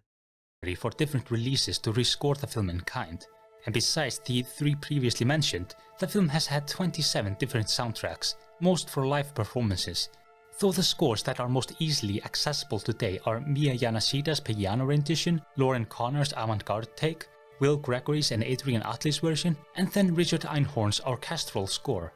Each score has its strong points, but some are far superior to others. The Yanashida version is acceptable and fits the film's mood, though it lacks some of the force which certain scenes require, a single piano not being enough to induce the film's emotions. This guy, when he smiles, it looks like he's about to touch her instead of, like, I don't know, smiling. Whatever's going on here. Crazy. Lauren Connor's score is interesting, consisting mostly of guitar drones, but it gets old and grating early on in the film, offering the same mood throughout, and feeling a bit too modern for such an old film, making the score and film a mismatch. The same can be said of the Gregory and Atle score, though their music is much more varied and befitting of the film's tone. And some of the medieval-inspired tunes do fit more with the story's era, but there is again this mismatch between how old the film is and how modern the soundtrack feels, which leaves only Richard Einhorn, whose score I consider to be the ideal version of the film, not only because orchestral music has a timeless quality, relieving it of the mismatching issues of the two previously mentioned scores, but also because its operatic and epic qualities complement the film's emotions better than any other soundtrack. Its chorus is also utilized in an interesting way, acting as a sort of supplement to the lack of spoken dialogue. As an example, the male chorus often represents the judges, their domineering and powerful voices booming in almost every scene, and the pleading female chorus represents Joan's voice. And there are also some neat details. Interesting. Very interesting. It's like, to be fair, that is kind of true. Music can make or break, definitely make or break a movie. I can tell that, I can see that, right? I mean, that comes with video games as well, right? Soundtrack can definitely be a big plus. It can definitely be a big plus. There's a lot of games that have are shit, but they have a great soundtrack, or they're mid, but they have a great soundtrack, and that helps a lot. Someone made an AI remaster on YouTube. We love AI. We indeed do. AI remasters, wonderful. Such as the fact that Einhorn recorded the actual bell in the church the real Joan of Arc would have prayed in and mixed it into the score. It is also important to note that Dreyer was not adverse to showing his film in total silence, and may have preferred it that way. Due to its impact and iconic status, it is hard to imagine that the Passion of Joan of Arc was nearly lost to time, due in part to scandal, censorship, and pure bad luck.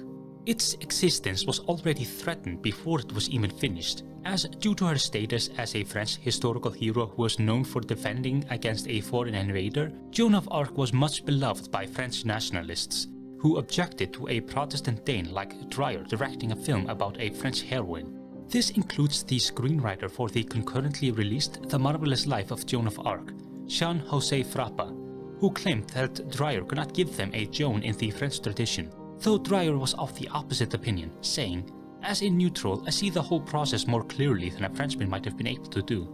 I don't believe that Joan's judges were motivated by bloodthirstiness, but from their faith and conviction, and from being blinded by dogma.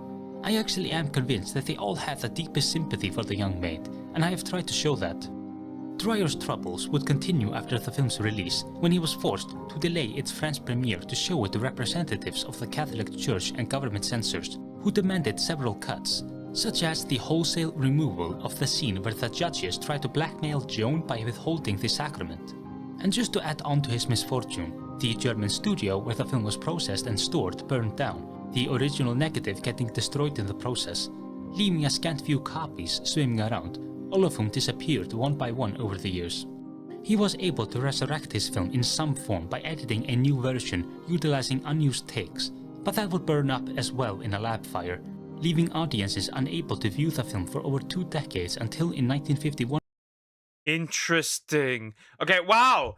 How much bad luck can you actually have? Like, how much bad luck can you get?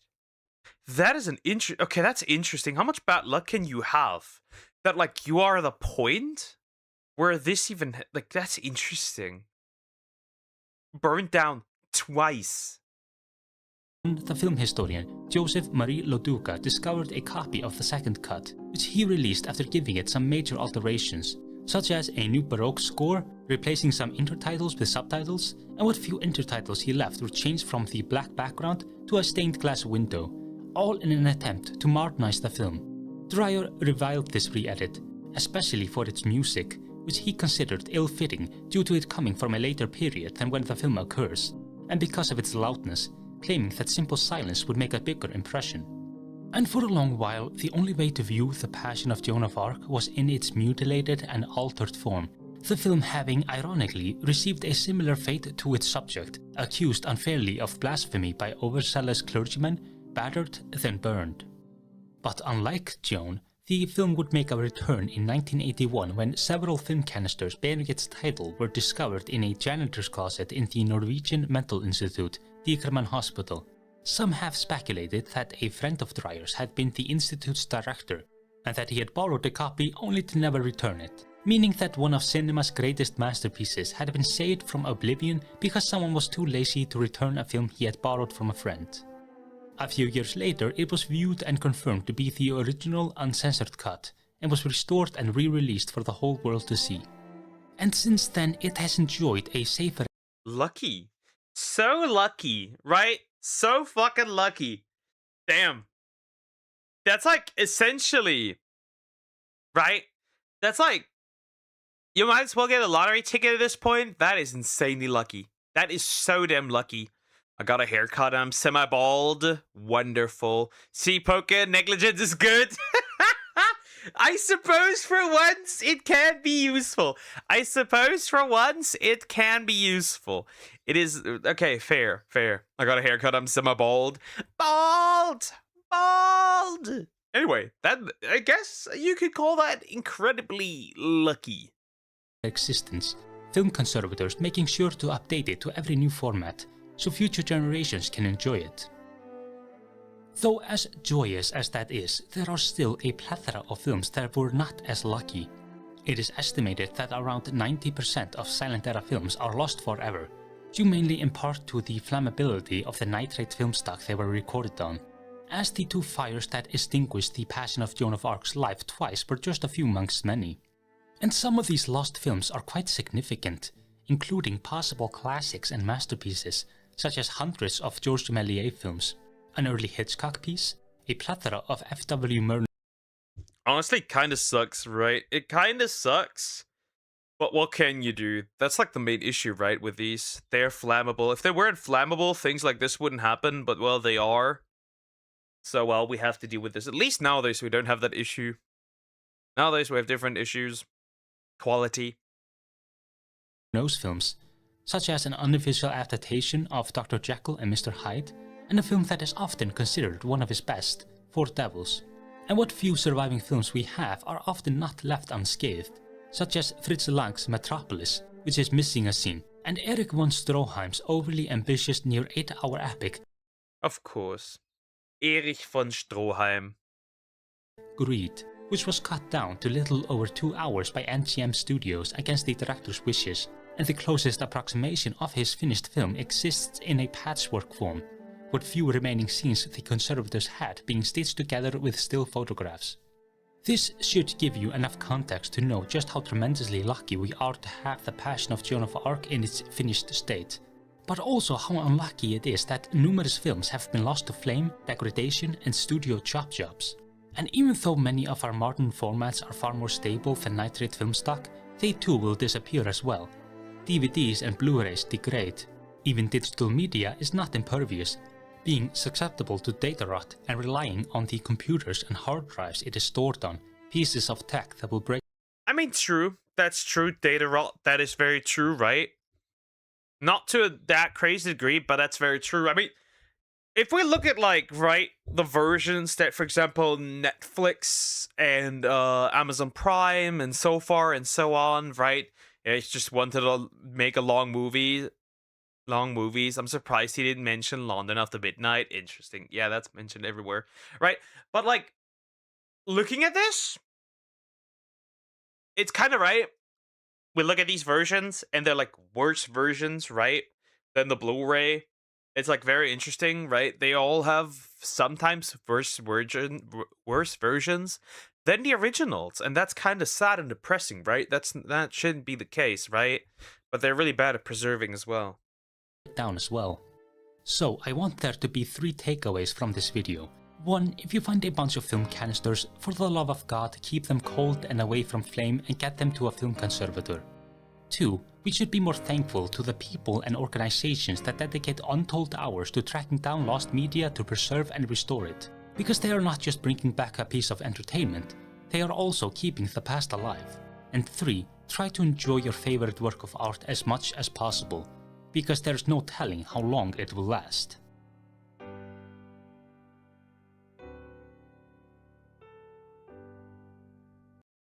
Interesting. Well, that's pretty much the end of the video. Our works in stone, in paint, and print are spared. Some of them for a few decades or a millennium or two, but everything must finally fall in war or wear away into the ultimate and universal ash. The triumphs, the frauds, the treasures, and the fakes. A fact of life, we're going to die. Be of good heart. Cry the dead artists out of the living past. Our songs will all be silenced. But what of it going on said? What of it? Go on singing. Who's that quote from? Orson Welles. Not bad.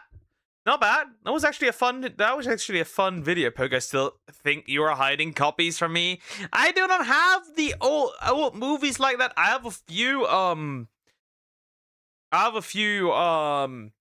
VHS still laying around. There might be some movies that you can't access really anywhere, but that's about it.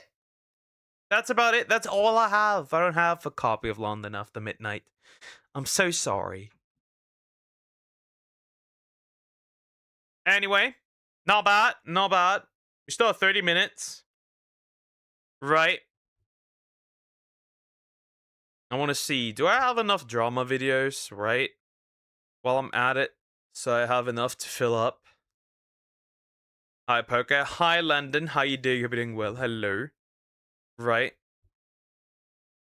So, that's the Halo video. That was the crash out. I still have the, Nazi propagandist video as well. That should be considered one. That's one. That's one. Alright, the other videos are too long. I'm gonna do this one last ref video, and then, because I need it. Right, I need it. It's for the views as well. Because that's what most people are subscribed for. Believe it or not. Did you do any of my reactions? Nope, sadly not, because I didn't get to it. I had a ton of other huge videos to get through. So yeah, we're doing this as a last one today, because I'm cutting down on stream time, right? We're going down to 4 hours instead of 6, because I feel a little burned out. And see if that helps. And see if that helps. Anyway, this will be the last video of the day.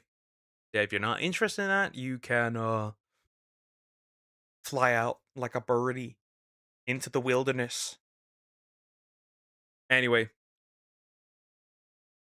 Obviously, more about the AI topic on Twitter in VTubing. I've never seen virtue signaling backfire this hilariously. I highly doubt that. I highly doubt that. But anyway, there's a ref video. We're going in. Also, please consider liking and subscribing. I appreciate it. See, again, it's the AI topic. I find it funny how all these people get replaced. Hey, what's up, guys? Riff here. So in this video, I'm going to be once again talking about the AI-related debate in the VTubing scene. This has been a very hot topic for several weeks at this point, where a lot of virtue signalers are essentially labeling people as the worst things imaginable for using AI in any capacity whatsoever. At this point, I think... While being on Twitter, while being on YouTube, while being on Twitch, while Googling, while using ChatGPT, while using Google's AI, and yes, you don't even have a choice, right? Anyway, you get the idea. Absolute virtue signaling. It's only because it now gets, like, now their financial opportunities are getting cut down, and they can no longer scam people. It's safe to say we have a serious case of AI derangement syndrome in the VTubing scene. Now, I was going to make a joke based on the acronym for the phrase I just described, but it might be a little too spicy for YouTube. You can work that out for you. Get it? Get it?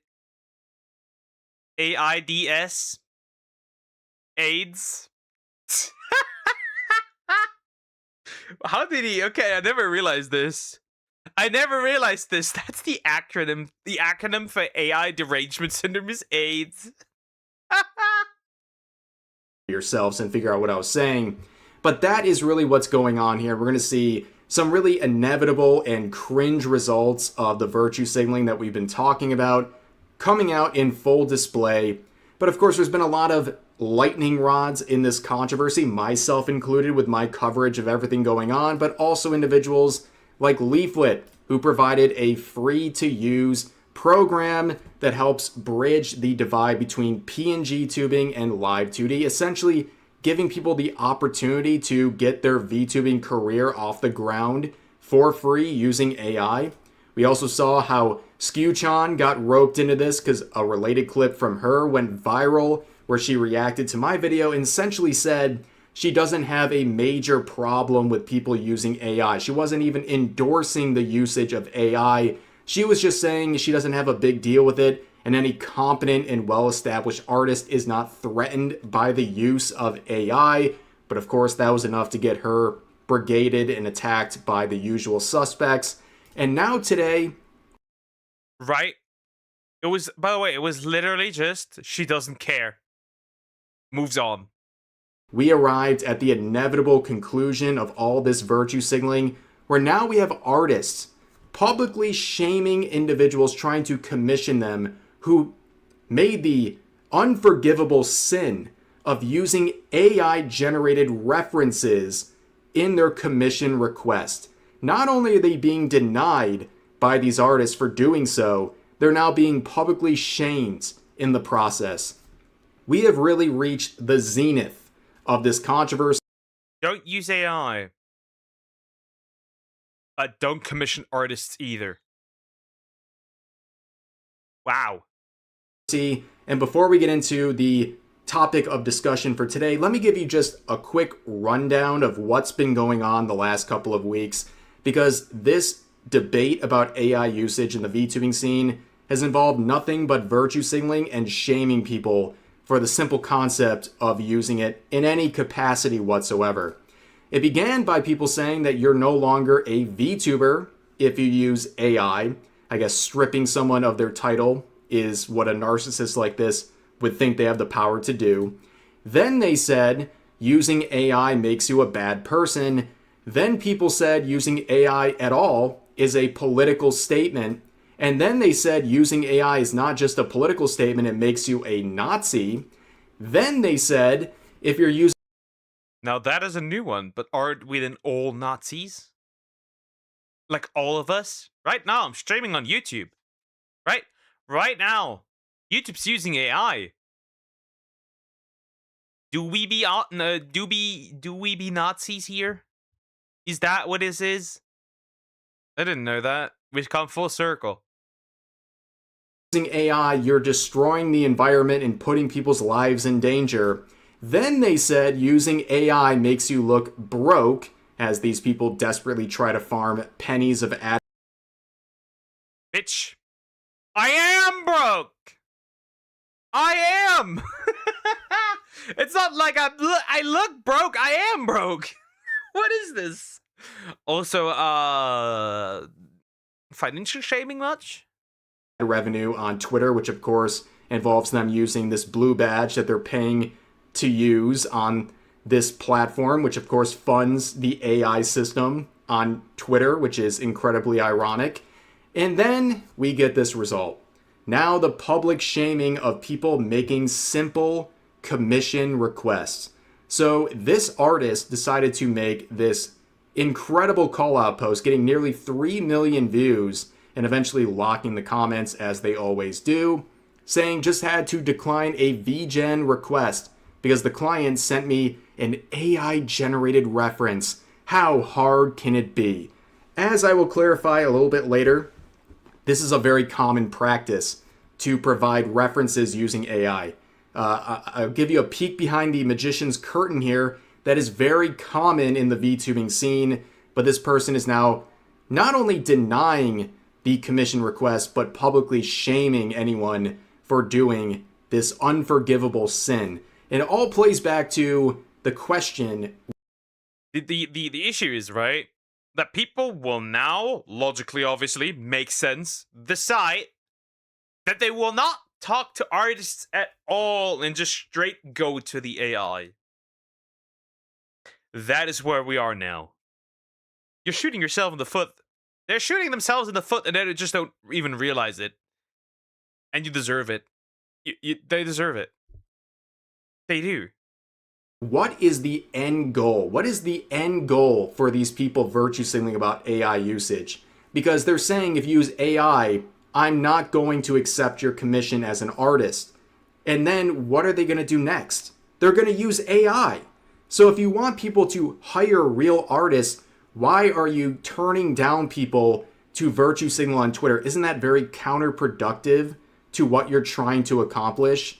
But people are dunking on this individual in the replies, saying this, all this will do is discourage them from hiring artists. Congrats, you did a dum-dum. They probably couldn't afford a reference for a while. Losing clients for no reason is insane. And then they reply with this image right here. And then another user says, LOL, this has to be bait. I really hope you don't go complaining about not having money and getting commissions, because now instead of them using a real artist, they will probably just keep using the AI. You only further people not wanting to work with you and others with this mentality. And of course, if you look at their accounts, commissions open.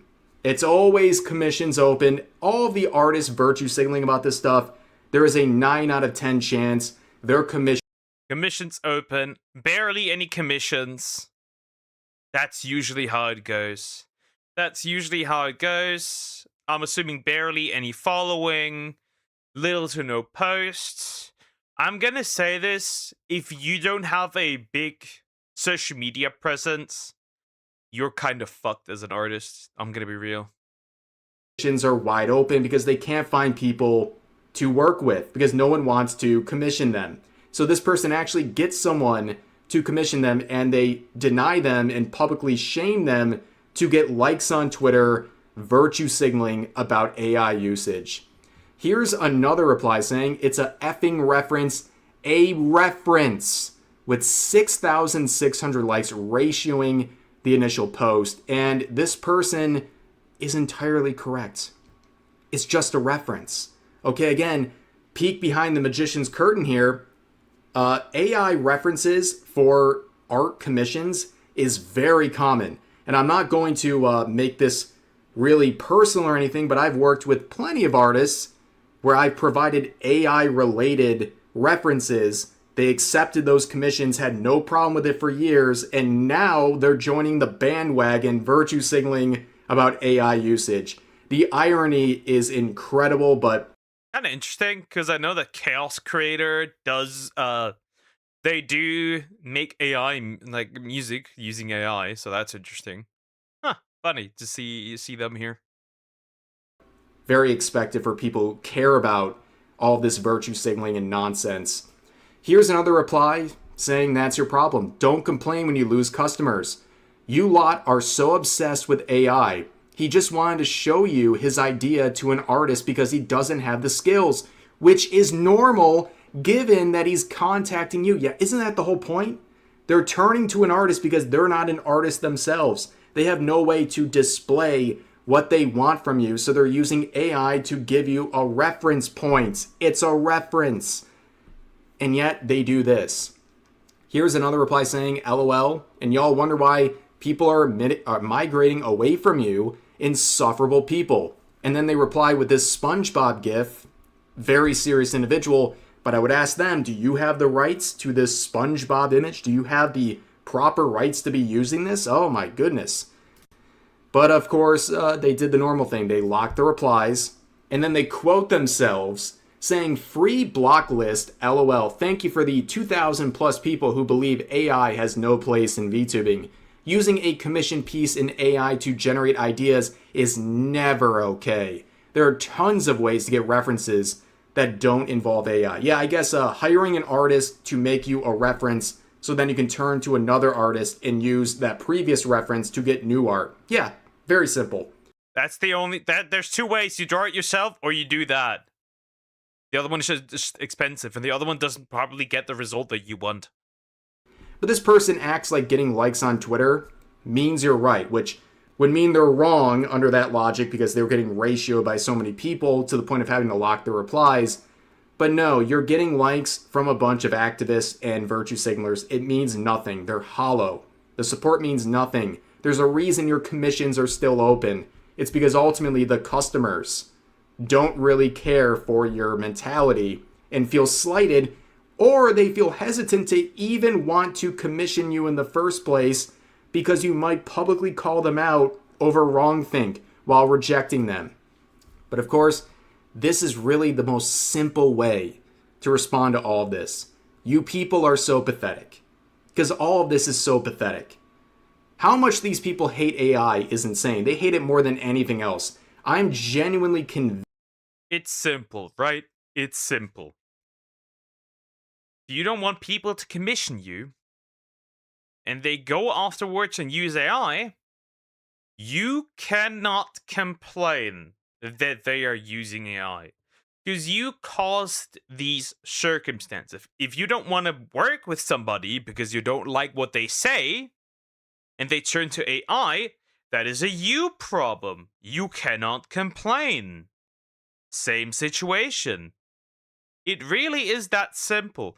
If somebody commissions you, for example, that whose gender you don't want to be commissioned by, because there is quite a few artists here, VTuber artists, right, that don't do anything for dudes. They turn to AI. Then you cannot complain. It really breaks down to the choice. It really breaks down to choice.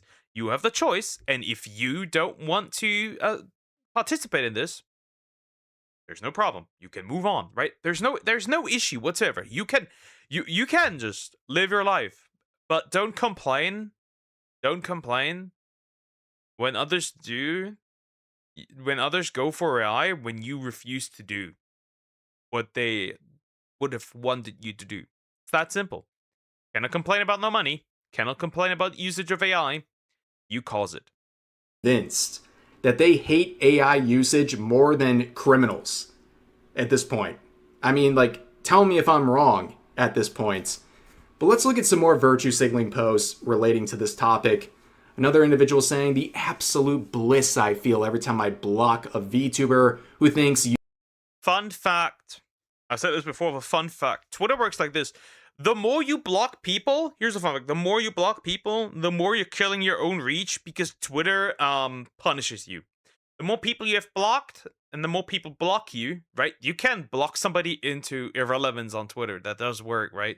You could mass block somebody and they would flag you, right? That can happen. However, you mass block, you can also be flagged, which cancels your reach. These people are shooting themselves in the foot. Using generative AI is in any way justified.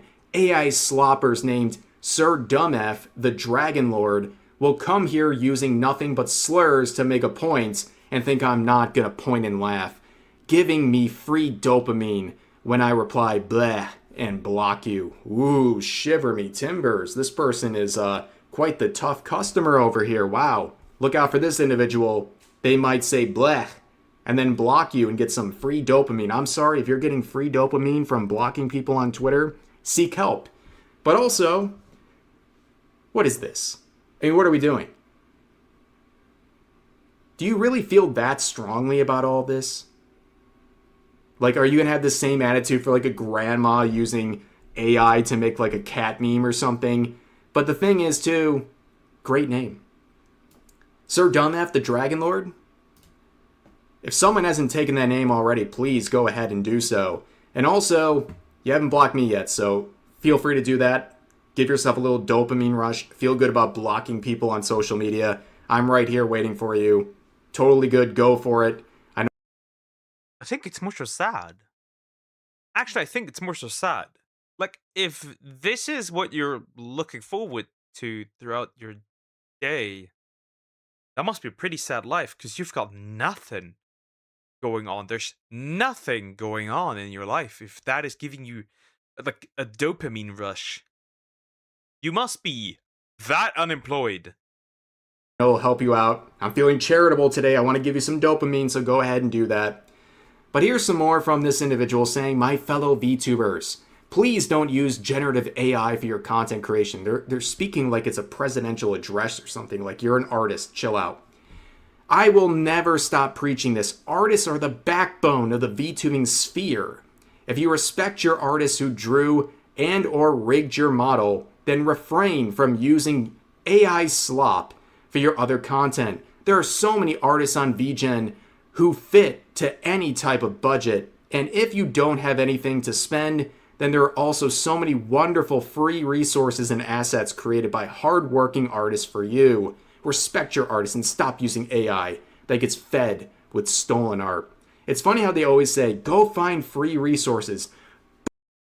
It's interesting they say stolen. So so if I take reference as an artist from another piece of art, am I stealing? If I replicate an art style, am I stealing? I just have questions, right? Let's say I draw my character in an outfit that another character has. Is that stealing? Because right? Because there's essentially no piece of art out there that doesn't, in some way, shape, or form, that is inspired by something that just doesn't exist. So how do we move with that? But not like that. When they turn to something like Leaflet's program, right? They don't mean just use whatever free resources you can. It's only the approved ones that fit their narrative. But ultimately, if you go to this user's account and you start searching through the following list, you see a lot of names, including VTubers have no issue with using AI whatsoever. But of course, you get the inevitable follow, which is Veedle. Yeah, that was a big topic of conversation with the Leaflet arc of all this, where she is criticizing people who are virtue signaling about AI usage but still support Neurosima, and they try to convince you every which way that it's completely different. But these people, they don't stand on their morals. They follow people who use AI or have it as a part of their content. And, well, is that really surprising? But here's Madame Savvy with a reply to this artist saying, does this really work for you? I'm a career artist and seeing this constantly is annoying. Just draw. Just go hire people. You don't need a virtue signal daily. The people who are going to hire artists are going to keep doing it. The people who look for alternatives were always going to do it. But it really does feel like you type just use artists as goodwill points. Instead of bitching about AI, why don't you make promotion posts about other artists? But you mentioned you care about engagement with the blue check. Of course you do. You're a business.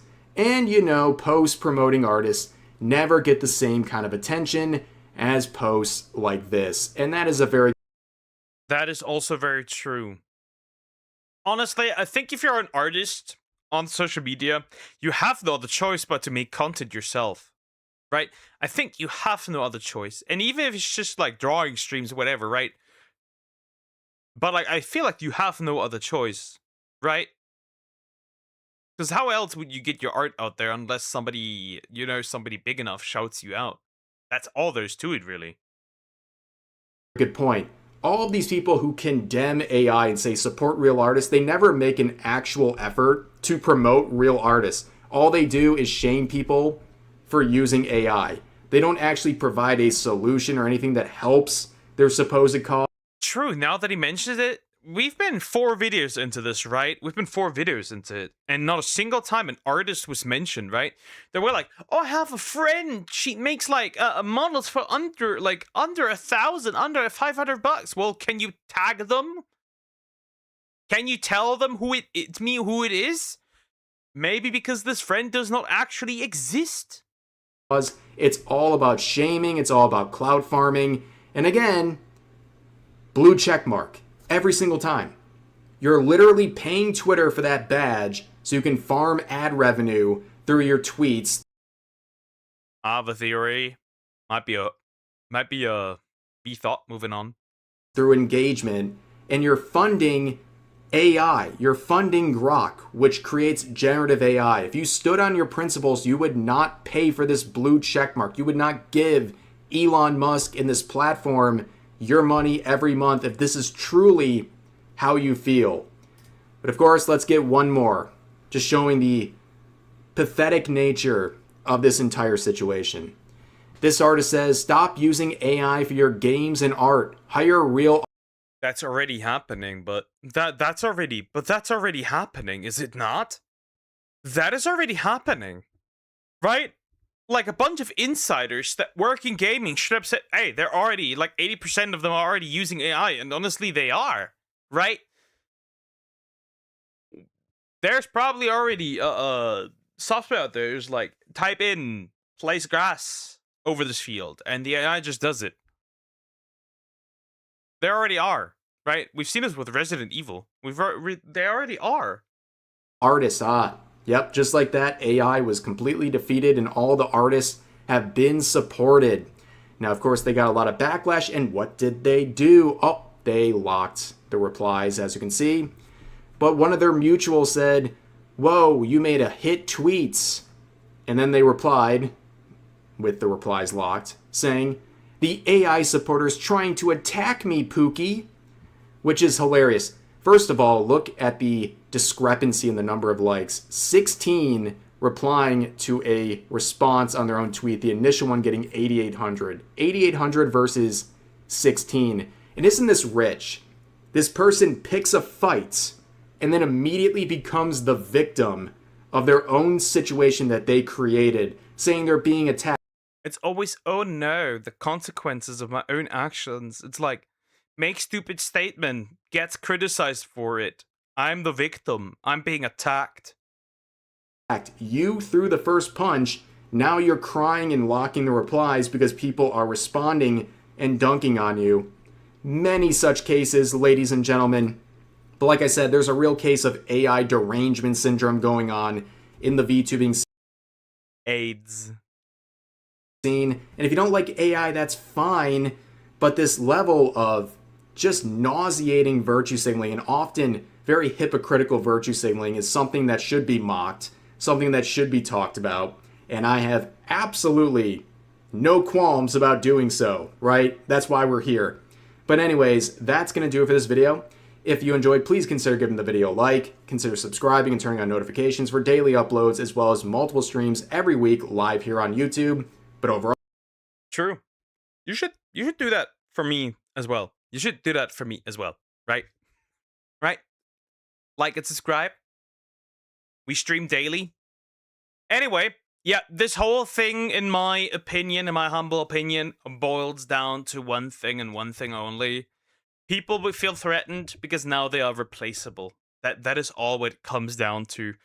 I'm not talking about like the big artists. We know that like big artists, you don't see these people cry and bitch and moan, right? You don't see that. You only see smaller artists because their art, frankly, is in fact actually, I do believe, competing with AI, because eventually AI is going to be way better than that, right? They are competing with something that is more affordable than they are, because, well, every time anywhere there's artists, people roll out the red carpet, and of course, right, of course, that is now stopped. They don't like that, right?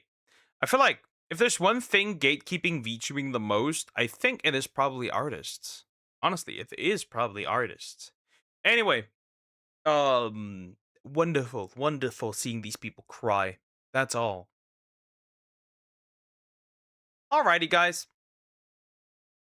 That's gonna be it for today. Yep. Shocking. I know. But that'll be it for the day.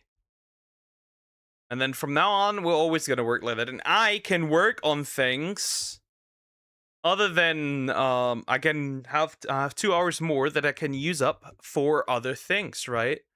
which is very nice. I will use these 2 hours daily now that I have more, and hustle on other things, put some work on other things, right?